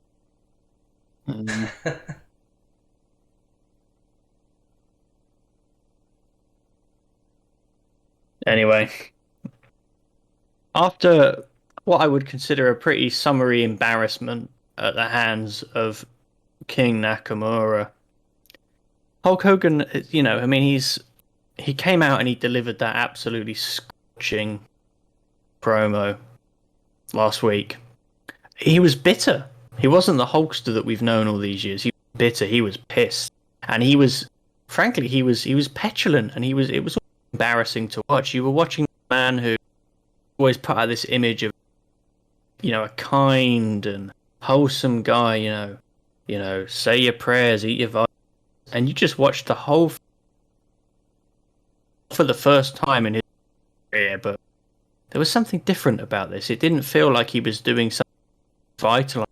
It felt like he was letting his anger, his hatred, letting those demons fly out of it, poison the atmosphere at the Thunderdome. And there's actually one man in the back who had a particular issue with the behaviour of Hulkster last week. He's had a hard time of it himself. He's come out of his encounters with Happy Corbin not very happy. He's been battered. He's ended up in a seriously bad way. But he still has his integrity. He still has his values. Samoa Joe, as much of a destructive competitor he can be, he saw what Hulk was saying. He saw how these people, the fans, and he wasn't having it. So he comes out to that ring, and he's called Hulk out. And he's called Hulk out from the back. So he comes into the ring and waits for Hogan, who's shaking his head and biting his lip. Looks like he wants to launch a volley of abuse at Samoa Joe, but he doesn't say anything. He comes just onto the entranceway, doesn't go down the ramp. And Samoa Joe just looks him in the eye with this look of absolute fury on his face. And he grabs the mic and he puts it up to his lips. Hulk Hogan, let's get something straight. Back in the day, however many decades ago, you used to be a big dog in wrestling. You were the king of wrestling. Not just here in this country, not just in the WWE, you the best. But I want to tell you something. And you shut up. You don't speak. You don't even look at me. You listen to what I say, and then you can say whatever crap you want to get out of your mouth. When you come here and you insult these people, the people who pay for your life, pay your wages, made you the man you are today, I'm not having any of that bullshit. And I want to say something to you, Hogan.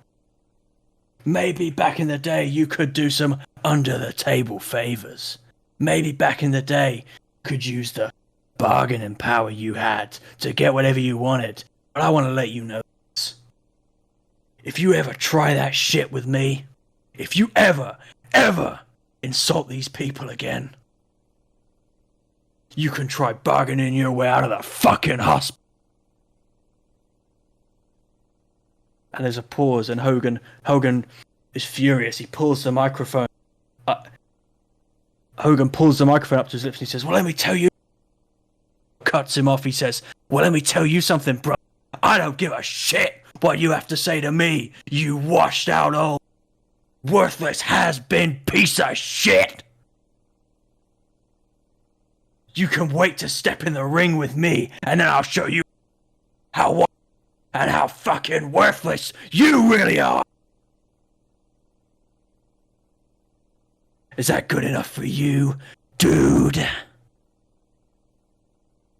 I'll see you soon, Hulkster.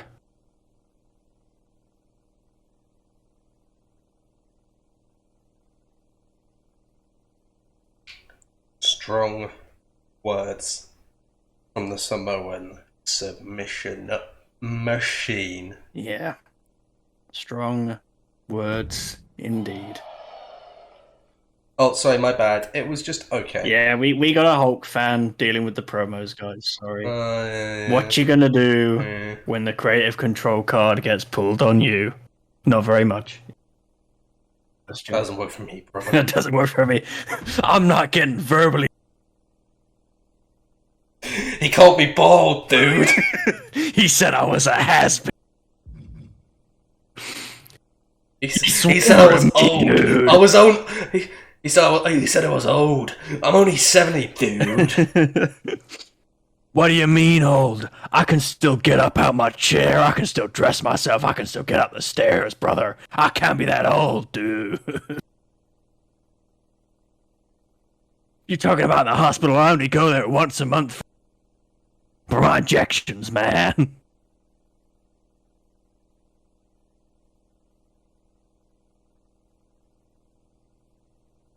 Well, we move on to a man you mentioned a moment ago, actually. Happy Corbin. Wanna lead us into this match, brother? It's tic-tac time, dude.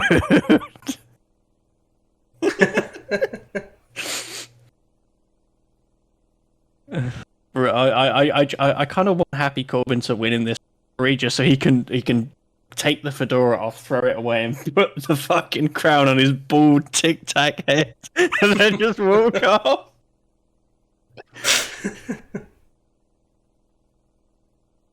Who am I taking in this one? Do you know what? I want you to take. It's tacking time. It's. Oh no! Oh, it never ends. He says he like crouches down, puts his like grip on, turns into a tic-tac. It's like a droid.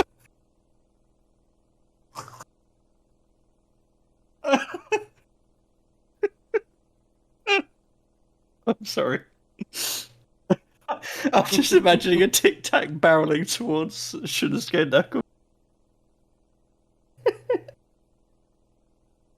Nakamura. Speaking of Nakamura, I'd like you to take him, please. Nakamura. Alrighty.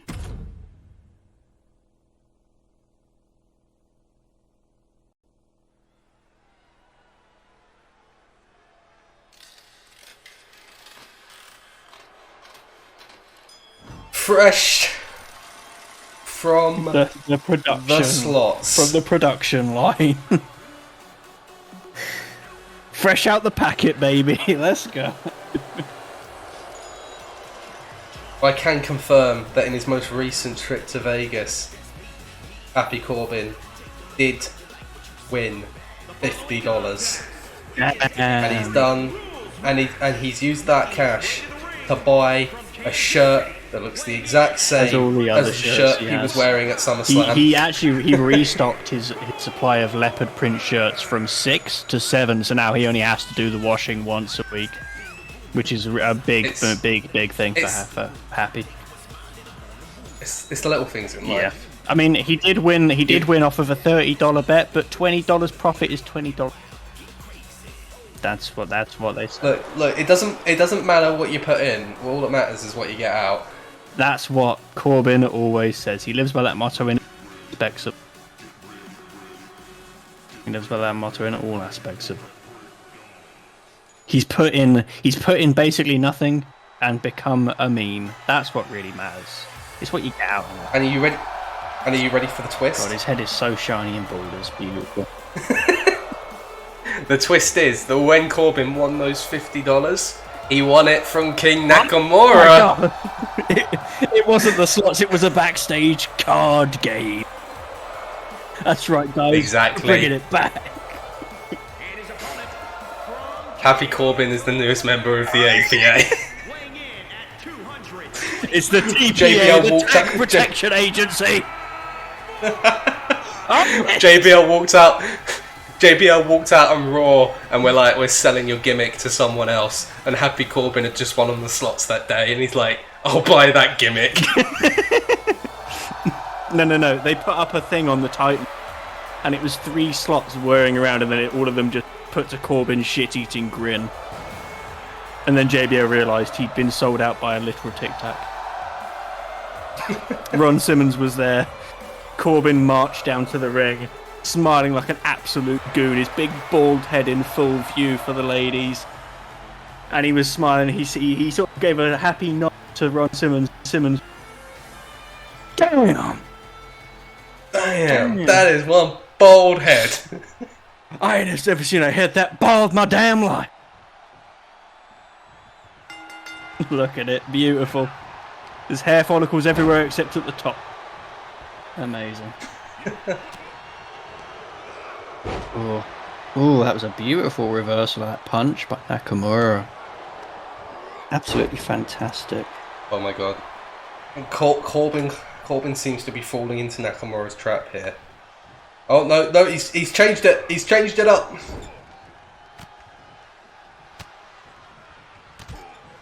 And that, you know, we do joke about these competitors a lot, and it's kind of deserved because, my God, I feel I'm gonna go blind staring at Corbin's head for too long. But Nakamura did just kick him in the ass, so that is kind of proving my point about them being memes. But anyway, they are two very technically gifted competitors and very smart. I mean, Happy Corbin, you know, you do have to be pretty intelligent to win $50 at a require a great deal of intelligence and integrity. But he's very smart when he gets in this ring. He always seems to be 2 steps ahead mentally. He always seems to be able to pinpoint their psychological and physical weaknesses and just hone in on them ruthlessly. I think behind that smile there is a dark and deadly soul in that man, Happy Corbin.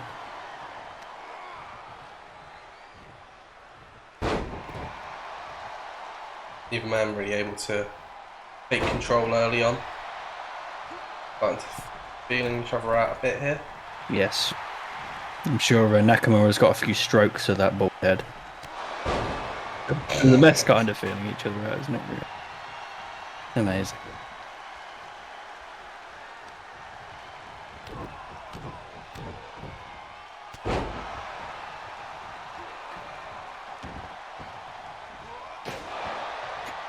Now the chair shots from Nakamura. Yes. Very, very good chair shots as well. Really doing a number on Baron Corbin there. Happy Corbin, sorry, he's definitely going to revoke my gambling privileges for that one. I'm not allowed in with the boys in the back to do illegal card games. Oh god, I saw the one he just took to the front of the head. I'm quite surprised he's not been busted open, actually, Happy. He's taken some, I mean, you see him writhing in pain, holding. It's sickening to watch. Ooh, that's a big clubbing clothesline from Corbin. Oh my god, I've just realised. Guys, it's not Morbin time. It's Corbin, It's Corbin time! And that's the end of days! It's the end of days! Where's that come from? He said it's Corbin time and he was listening! Oh, please tell me he gets the... Oh, if he'd have got the pin, that would have been absolutely incredible. That would have been absolutely incredible. I should have just left it. I should have just left it. It's Corbin time. It is Corbin time. He's going fucking ham with the baseball bat. Tic-tac-toe, it's Corbin time. Guys, I can't do anything. Nakamura's stunned. We're actually just... we just have to sit through this. Corbius 2, it's Corbin time. Why does this always happen? Jeremy Corbin time, it's Corbin time. Oh my god. That's almost got him to another finisher just from doing that. He literally brutalised a man with a baseball bat so much that he's nearly unlocked to go Corbin mode. It was nearly Corbin time again. Oh my god. Nakamura going for the pin. He clearly doesn't realise the momentum of this match is entirely with the leopard print tic-tac.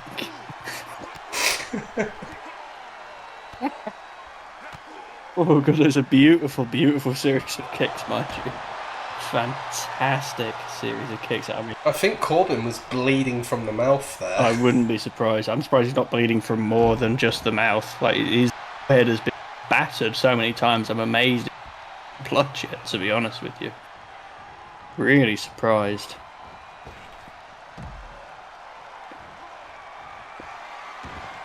The outside. Oh! I think Nakamura's knees hit the steps and his face hit the barricade. I think he's dead, to be honest. Oh god.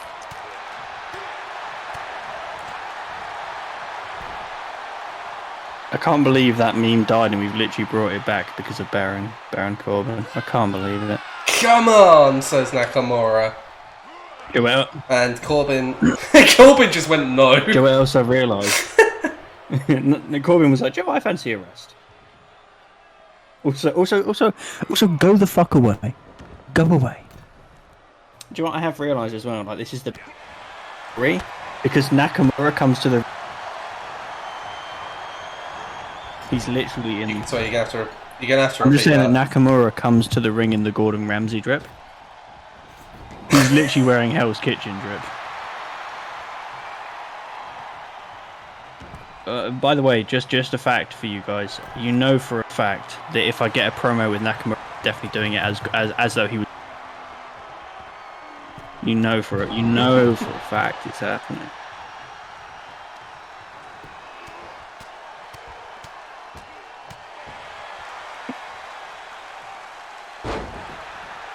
meme respawned. Right. You brought the sledgehammer in. Cool. Oh, right to the Triple tic-tac! T. Triple T. He tried to bust that tic-tac open. Corbin! With an end of days for a second time! Oh my god. He just nothing. And he kicks out again! Oh my god. Nothing seems to stop Shinsuke Nakamura. No, sorry, stop Corbin when he decides he's going to hit that end of days. Nothing seems to stop him. He just doesn't. It doesn't matter if you. It's happening. It's happening again! Oh no. It's happening again! You broke my tic tac. I break you. It's Corbin time. It's Corbin. Yes, he's returning. Guys, he's hot. He's like most of the way to another finish. I looked at the clock and it said tick tack tock. Time is running out for you, Nakamura. Ooh! Kinshasa from Nakamura out of nowhere. Please end this match, thank you. I can't believe the only funny joke I've ever told about the tic tac went under the radar there. I'm so devastated. What did you say? I said I looked at the clock and it went tick tack tock.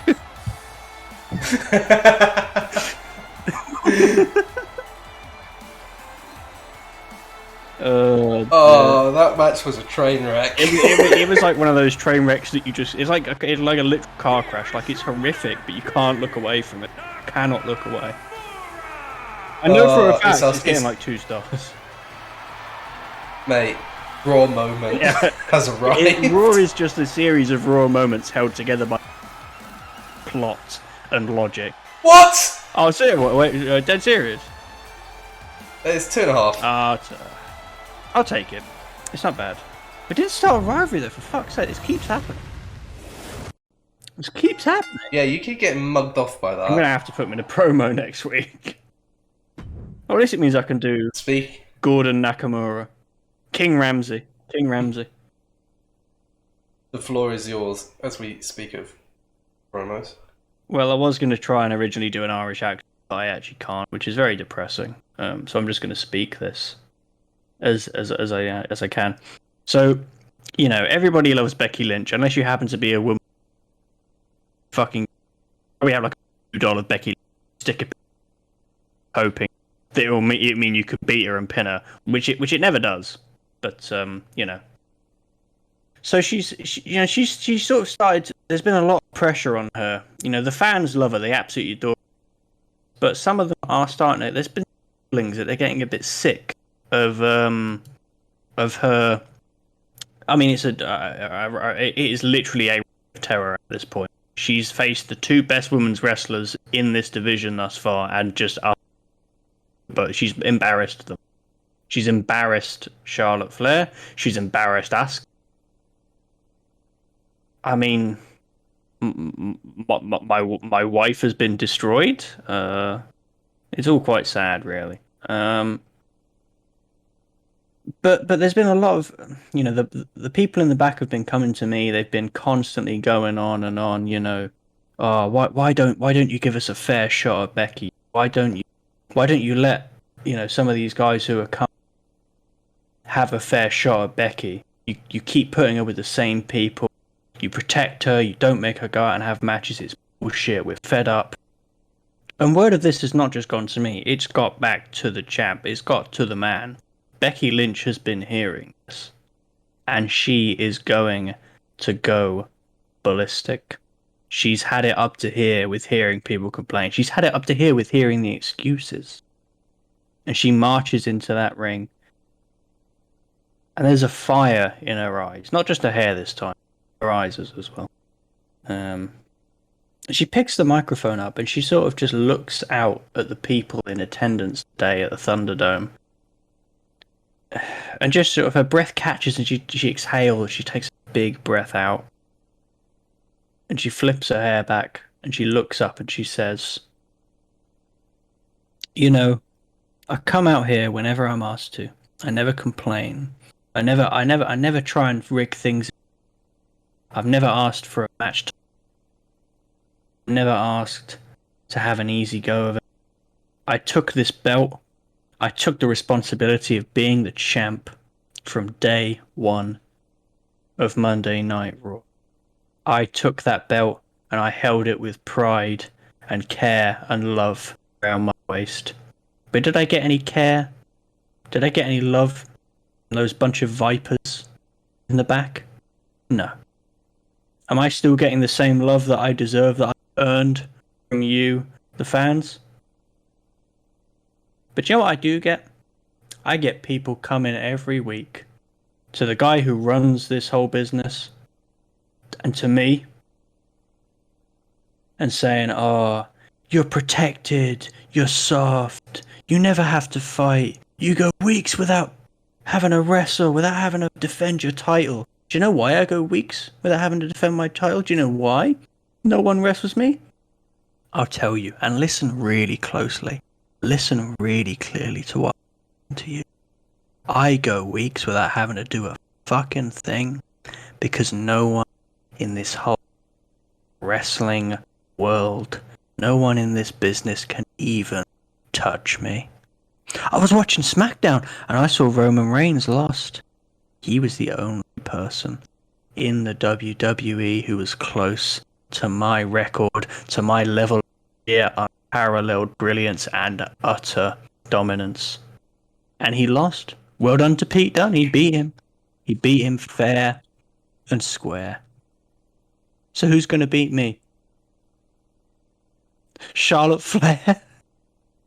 Asuka?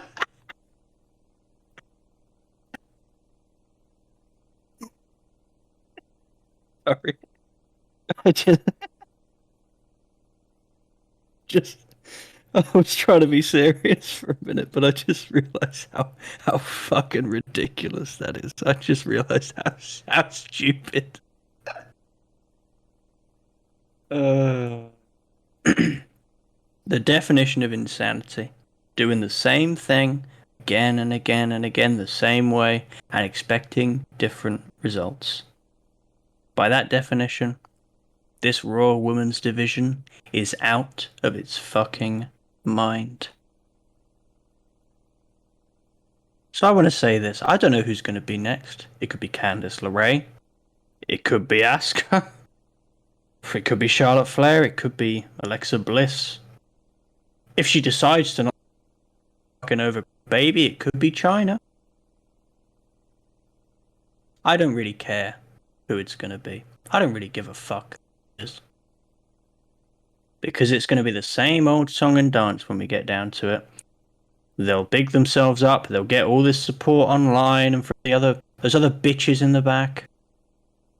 They'll walk down that rampway. They'll get in this ring. I'll destroy them. I'll lock in that armbar. And I'll pull and pull and pull until they realize if I don't tap out, my arm's going to snap in two like a twig. Then they'll tap. Then they'll get up and leave. I'll grab that belt again. I'll celebrate. And I'll still, at the end of the day, be the Raw woman's champion. And don't you people, or you bunch of venomous bitches, forget it. Holy shit. Becky Lynch is on a mission, I suppose is one way to say it. It's almost like an anti-mission. She's on a mission to stop everyone else's mission, so to speak. It's an excellent promo, and it gets the desired effect. Very good stuff. And now, it's main event time. Now this is the match that everything is riding on. And I know you might look at AJ Styles versus Shawn Michaels for the Raw Men's Championship, and you might think this is a lot. It's done. We can all go home. It's going to be a classic. But this isn't their preferred means of having this match. There's no tables, there's no ladders, and there's plenty of guys waiting in the wings, no matter who walks out with that belt. It might be a victory, but it will be about as Pyrrhic a victory as it gets, because whatever one man walks out of Raw tonight with that belt around their waist, there will be 4 or 5 men lining up to rip it straight back from them. But it is still a monumental occasion, a spectacle like no other in this business. AJ Styles, Shawn Michaels, a one-on-one for the Raw Men's Championship. Who am I taking? It's got to be Shawn Michaels. Let's do this.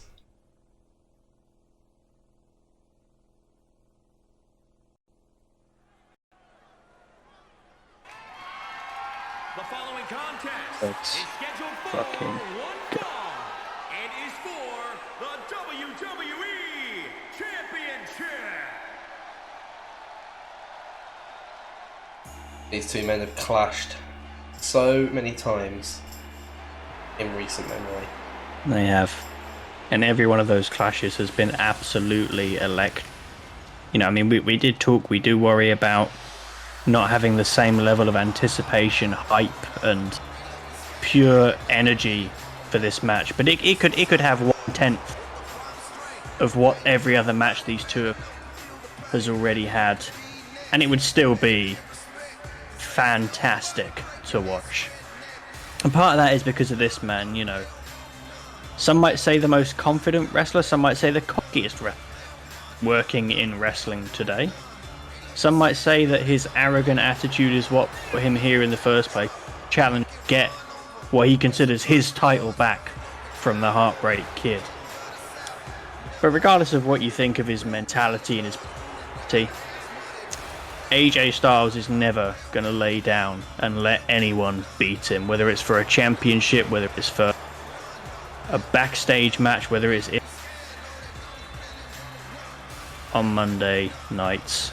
He'll never let anyone get one over on him. And for that reason, the champion cannot rest on his laurels. He cannot sleep easy. And he won't have been feeling good this match. And here he is. The Heartbreak Kid. Back for one last run. And that has led to one more World Championship. Shawn Michaels has not been world champion since 2002, and that all changed at SummerSlam. He captured the WWE Championship from the jaws of defeat. The Heartbreak Kid struck with sweet chin music. Yep. And he is the #1 guy on Raw. He tuned up the band and they played that old classic, that old refrain one last time. Will it be the final ride of Shawn Michaels' long, indelible career? Because if it is, it's a ride that you'll want to be on every step of the way. How long will it go on for? How long can it go on? Can he produce another upset victory like he did the last time these two men faced it? Or will AJ Styles grab that title back and, as he would see it, put things... Introducing the challenger from Gainesville, Right, Georgia, as we get the weighing in at 218 pounds, the phenomenal AJ Styles.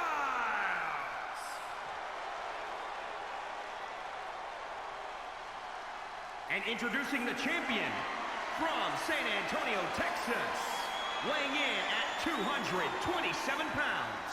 He is the WWE Champion, the Heartbreak Kid, Shawn Michaels.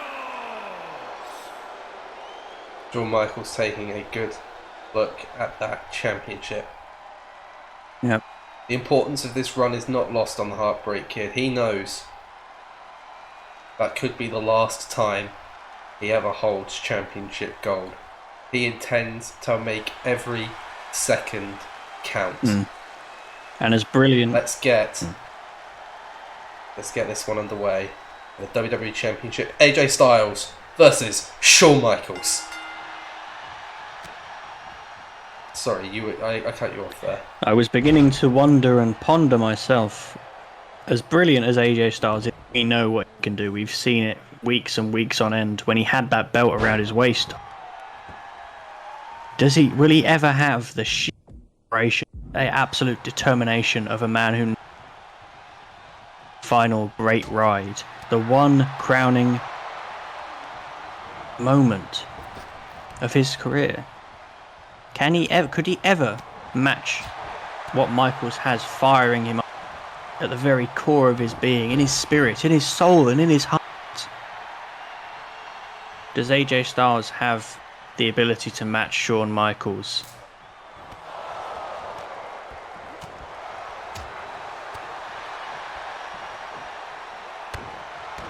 Well, Lily, I've never considered doing this on my programming, but it would be a Raw. It would definitely be a Raw. Raw moment. It's a Raw moment. No, it's a Raw moment. I feel like the entire Michaels. the entire Michaels will the roll. entire vibe of... One. Ooh. 2. Gets a 2 off the I bat. seriously thought that if that was a 3, I would have probably had a mental breakdown. When it was... And HBK tells Styles to suck it. The DX chop. The crotch chop. And Styles wasn't really in any state to respond. He looks absolutely Oh my goodness. knocked for 6. Followed that up with a very good combination to get back into the contest. Yeah, though. I mean, he's... Low blow! That's a low blow! The referee didn't see it! Oh my God. Michaels doing everything it takes, but it's a roll up. The roll up gets a rope break. And I know he's known as a wholesome, happy, fun-loving guy, but that was a pretty dirty trick from the Heartbreak Kid. Not used to seeing it for... Not recently, anyway. Not on this run. That is... That's how much it means to Michaels. That was desperation there. I don't think he was even fully thinking. I don't think he even knew what he was doing. But he certainly did it. We all saw it. Everyone except, of course, the referee. What do you expect? It is Monday Night Raw. I hate the unions. I hate referees. It goes together like wine and cheese.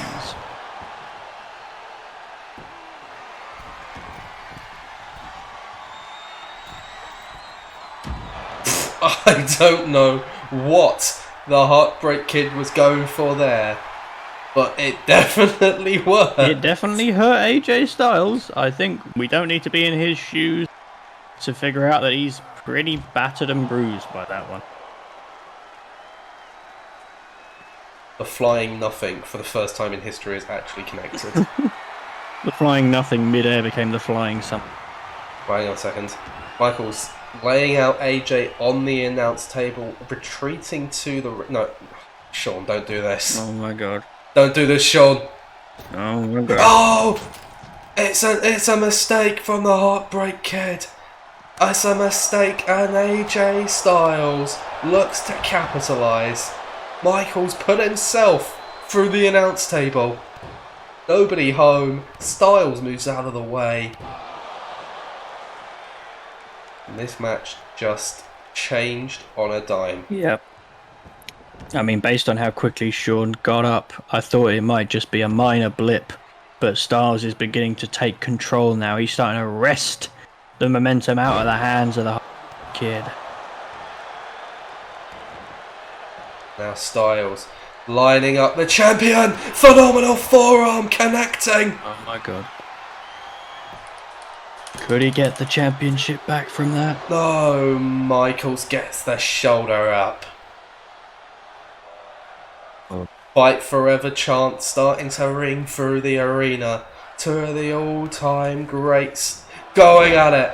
Michaels. Oh, he tried to get something going there, but Styles was ready for it, and there's a nice neck breaker from the former champion. Moves out of the way there though, does Michaels. Here we go. He's still too alert, he's still too smart to go down to a simple And this move time, like that. Michaels has AJ where he wants him. There's the elbow drop.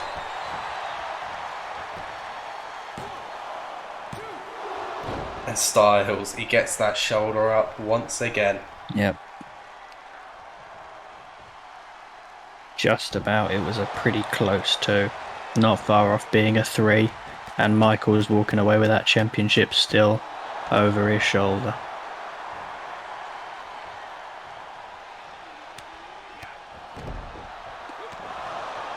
Still all to play for in this championship contest.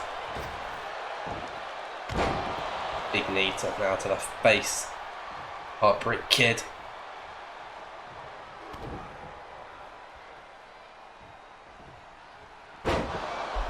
Nice gut buster there from Styles. Gets a 2 off of that one.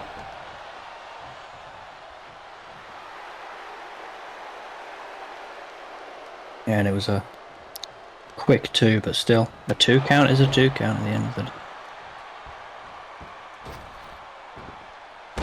Well, and I think Styles may well have drawn blood from the champion there. Styles now. Yep.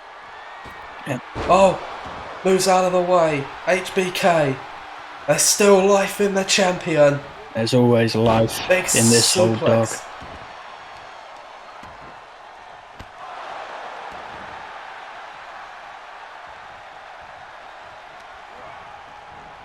You just wonder, what is he planning for AJ Styles? How, in his head, how does he think he's going to put him away? Both these men, their biggest strength is that they fight, and they kick out of moves and pins other men wouldn't even consider getting up from, let alone being able to actually do it. Michaels now is telling Styles to bring it. He's telling Styles. Is he gonna tune up the band? No, not yet. He doesn't look like he's quite ready for that one. No, I think he knows. Michaels. Oh, he misses. I think the blood got in his eyes there. Yeah, I think you saw him stumble for a moment there, and he completely missed it. Fell flat on his face. Oh, we got that one though, and the kip up from the WWE champion. Cool, calm, and collected. And Michael sees the opportunity. He's tuning up the band, looking for a little sweet chin music. There it is to retain the championship. 1, 2, 3. Yeah, he does it. Shawn Michaels is still the WWE champion. And still, that touch of class that is so essentially Michaels. Still, an absolutely wonderful, inimitable quality. Oh no. Oh God, AJ. Oh, why was that? Why was this forearm a highlight? AJ looking like he's drunk about 50 pints. No, I'm talking about the one where Michaels misses the stationary AJ. Oh, yeah, no, the one where he's sort of like staggering. yeah. Please, God, tell me this gets a decent rate. Please, God. I'm hoping the lack of rivalry fucks it up a bit. need it!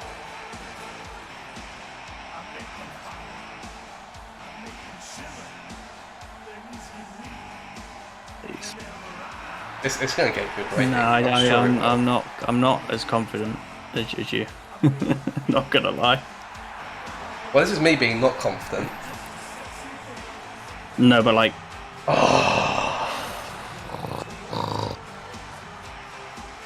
That just made it sound like a car engine. Yeah. Vroom, vroom. That's actually an incredible. That is considering it has no rivalry. That's ridiculous. It has no rivalry. It's not a stipulation. That is absurdly good. I mean, I know they're popular. Fuck me.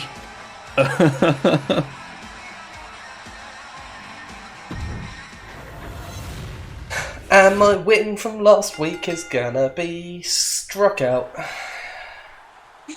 I think it is genuinely. I'm being serious. I'm being serious. I think it's close to this. Poor finale for SmackDown. My booking's all over the place. Fuck no, you fucking rinsed me this week. Yeah. Edge crushed by Seth Rollins. Oh, okay, so Rollins and Edge both suit Extreme Rules. This is good. I will take this. I would have expected you to get a higher rating than that, then. It was only level 1. I mean, even then. I mean, I guess so, but even then, that's... Bayley defeated by Liv Morgan. Morgan distinguished herself in tonight's match, displaying a natural aptitude for Extreme Rules. Okay, things are coming together. Now, this is where it turns out that Pete Dunne and Roman Reigns are both suited to table matches, and I'm lost. Pete Dunne triumphs against Roman Reigns. Suffered from the competitor's mediocre performance. No, neither of them are suited to would have been matches. been 2 stars in the table down. Okay, alright, well that's knowledge for the future. Braun Strowman beats Mansoor. Both work with TLC, we know that. That's not much there. Nakamura edges Happy Corbin. Nakamura distinguished himself in Extreme Rules, that's already known. Most of the crowd were backing Michaels. Makes sense. Using normal match rules made this a standard contest without any surprises for the crowd, without an established rivalry. The crowd's enthusiasm was at a low. Okay. And yet it got 3.5 stars. Jesus Christ. Alright, let's get those results in. So for SmackDown... That's awful. That's actually awful. No. Oh God. Oh jeez. Oh, that might be it. That might be the killing blow. But that again, like I think you've been done very dirty here. It must be that it's the main event. It must be the main event. Yeah, it has to be. But still, 6,000. That's taking the piss, and it shouldn't have been a 2-star match to begin with. It should be at least 2.5. It should be really.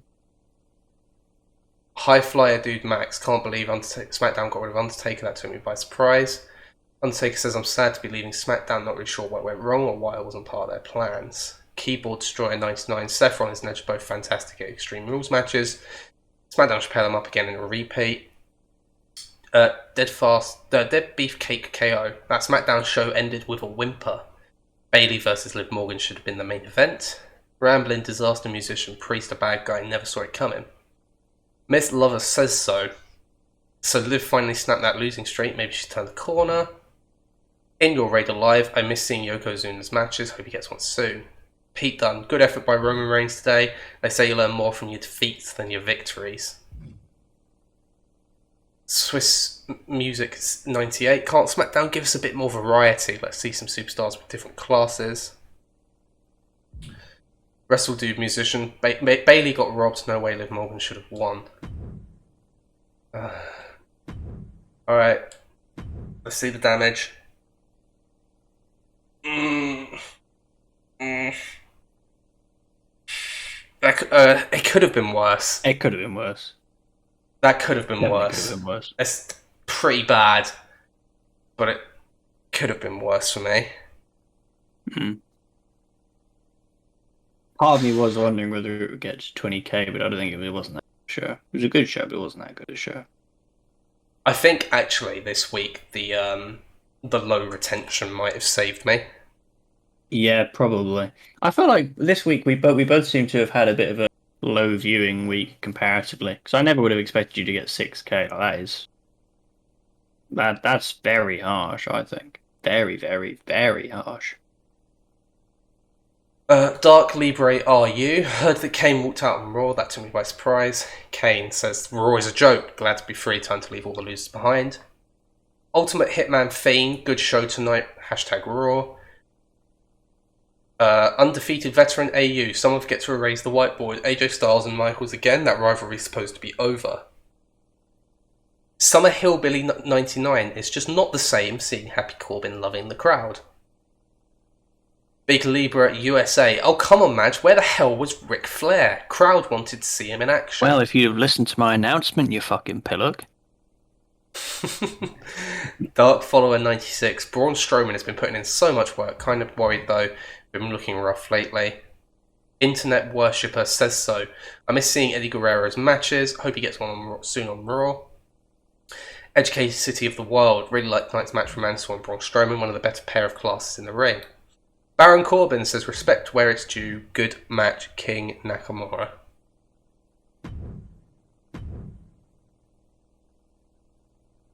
It's tough times. It's tough times on SmackDown.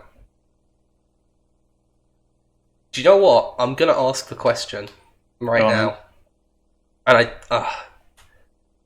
I can't believe I'm saying this. And I'm not going to change plans on a win, but I'm gonna throw this out there. There's something to think about for me. Yeah, is Roman Reigns the draw that I want him to be?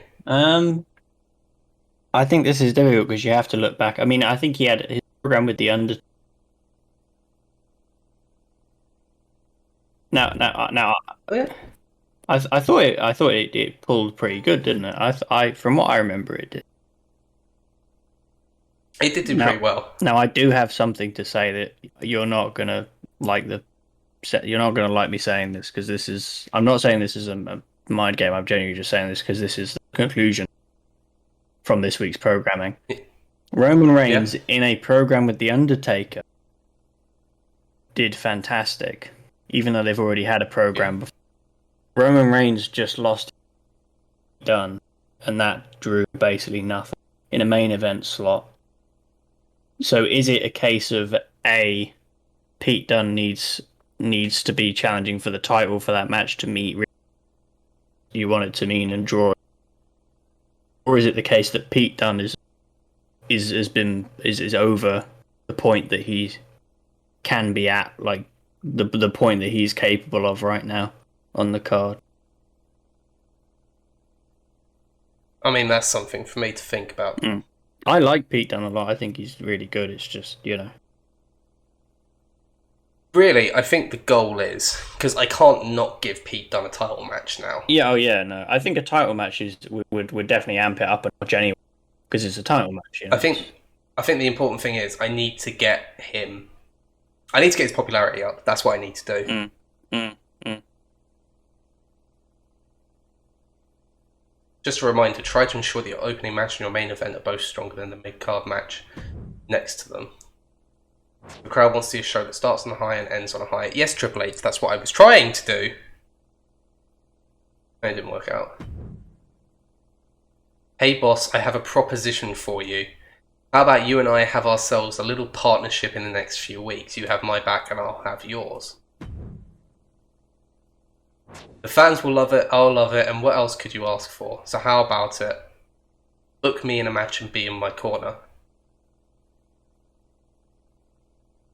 So 1 week, I suppose this is 2 weeks actually. 2 weeks after I call out Majima for getting involved in people's matches, and now for the first time I am put in this conundrum. Let's see what he does. Let's see, guys. Okay.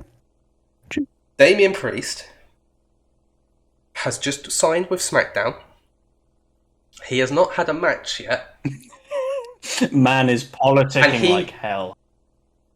And he is walking into my office and demanding that I help him. I mean, I think he's more. It might be worse because you aren't anything.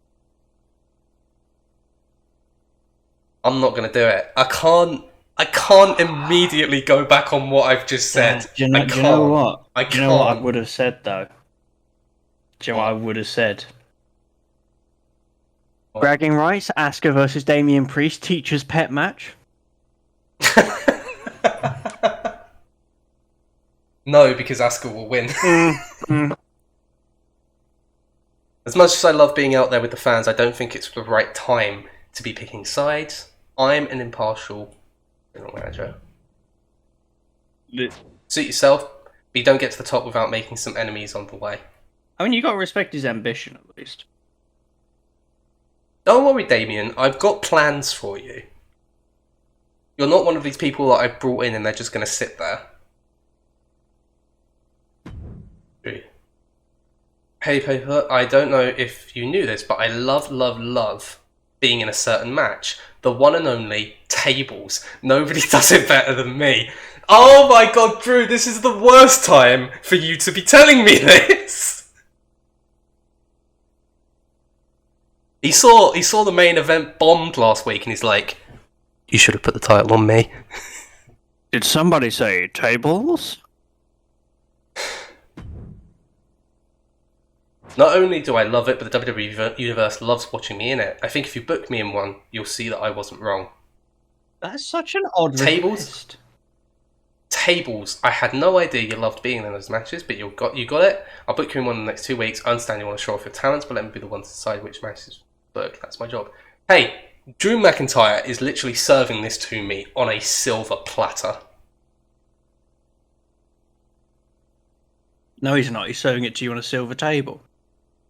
Well, he's serving it to me on a wooden table. He's serving it to you on a silver platter on a wooden table, which is actually stacked on top of another table. Well, much like I had plans for Damian Priest, I also have plans for Drew McIntyre. And this works. So, you'll get your tables match, Drew. I won't let you down. I'll put on a match that will be a candidate for Match of the Year. Alright. What a nutter. Hey, big man. Right. I didn't even know why I've no title. But I'll tell you one fucking thing. Jesus Christ, I get somebody gets that table out. So can I please put a man through a table? Just making a note. What are you doing on my table?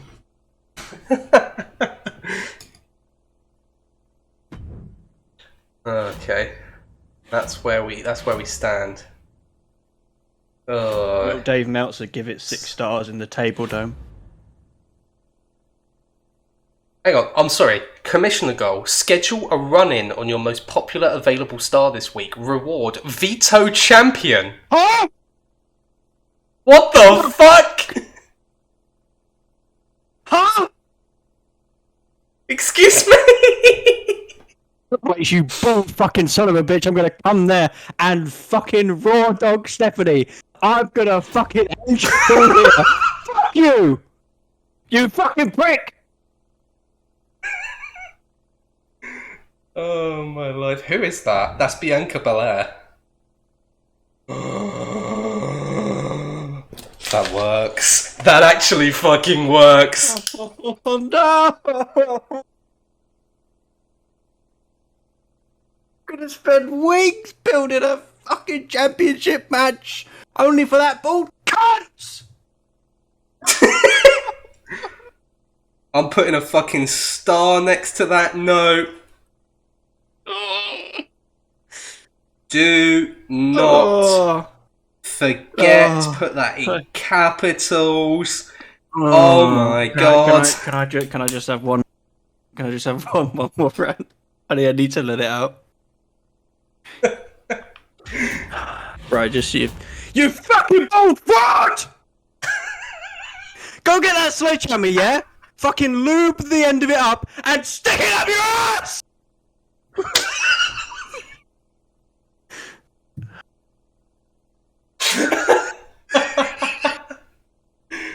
Where's your hairline? Look how far back it is!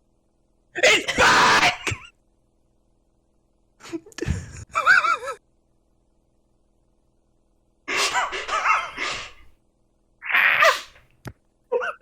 Oh my life. Turn it back.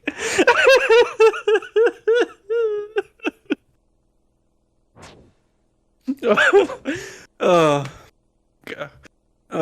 I'm fuming. I'm fucking veto champ. I'll veto your right to live.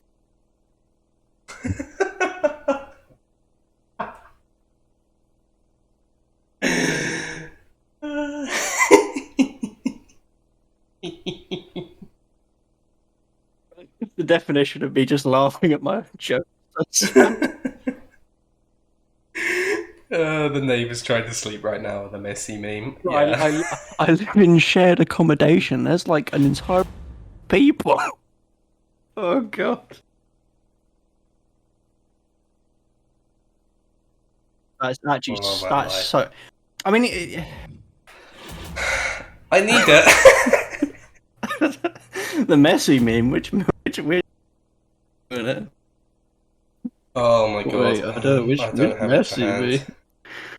It's the one from eFootball. It's the one from it when he left Barcelona.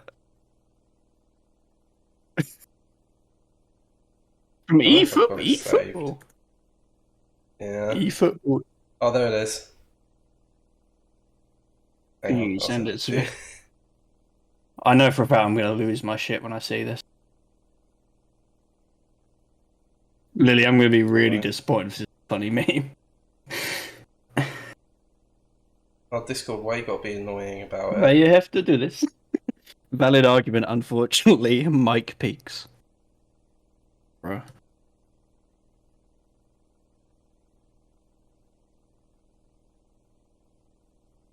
That might actually match the General White rant. I think he's kind of blown it out of the water, to be honest. No pun intended. I don't think I've ever shouted like that. Jesus.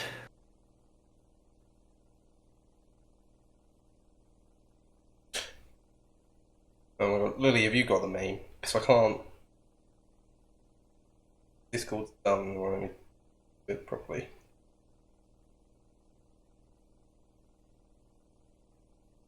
I'm actually really anticipating this meme now.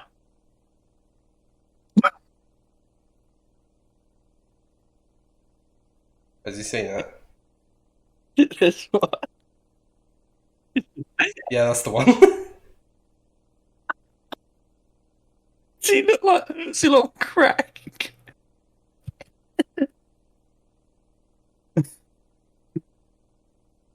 Wait, I've got a good one.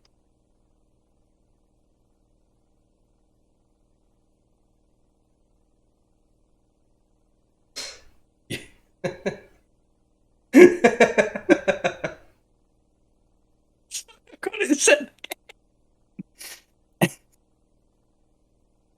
Oh no. Incredible. Well, before we wrap up for the night, shall we have a look at oh my god, I've got double cost as well. Oh fuck me! Oh my god! Shall we have a look at the free agents? Yeah, I need something positive to hang on to. Ooh, a few options here.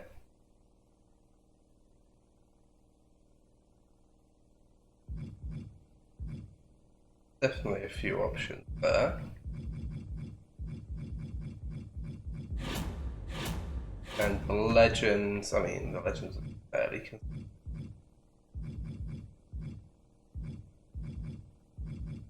So. Oh, one of the new DLC characters is here, British Bulldog. What, the Hurricane? No, British Bulldog. Oh, I genuinely completely missed it. Jeez. Me says British Bulldog. Match. Hurricane. Hurricane. The most important of all legends in this game. Lily, we do not speak of that. There was a threesome. I actually didn't know about. Lily, what the fuck have you just done to me? Why have you... that was from the My Rise streams. Oh, that explains why I don't know about it. I thought it was... No, it's not a real life thing. Although, to be fair, the whole thing with Lana and Rusev was like along similar lines. Okay. Oh dear. Well, great ending, guys. Great ending.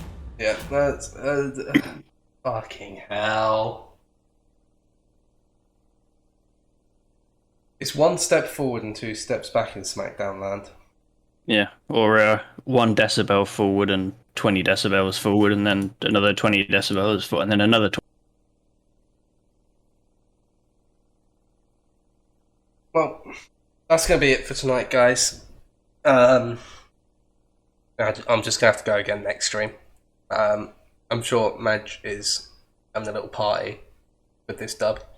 So, thank you everyone for watching tonight's stream. I hope you've enjoyed it. Take care, and have a good night. Good night, guys.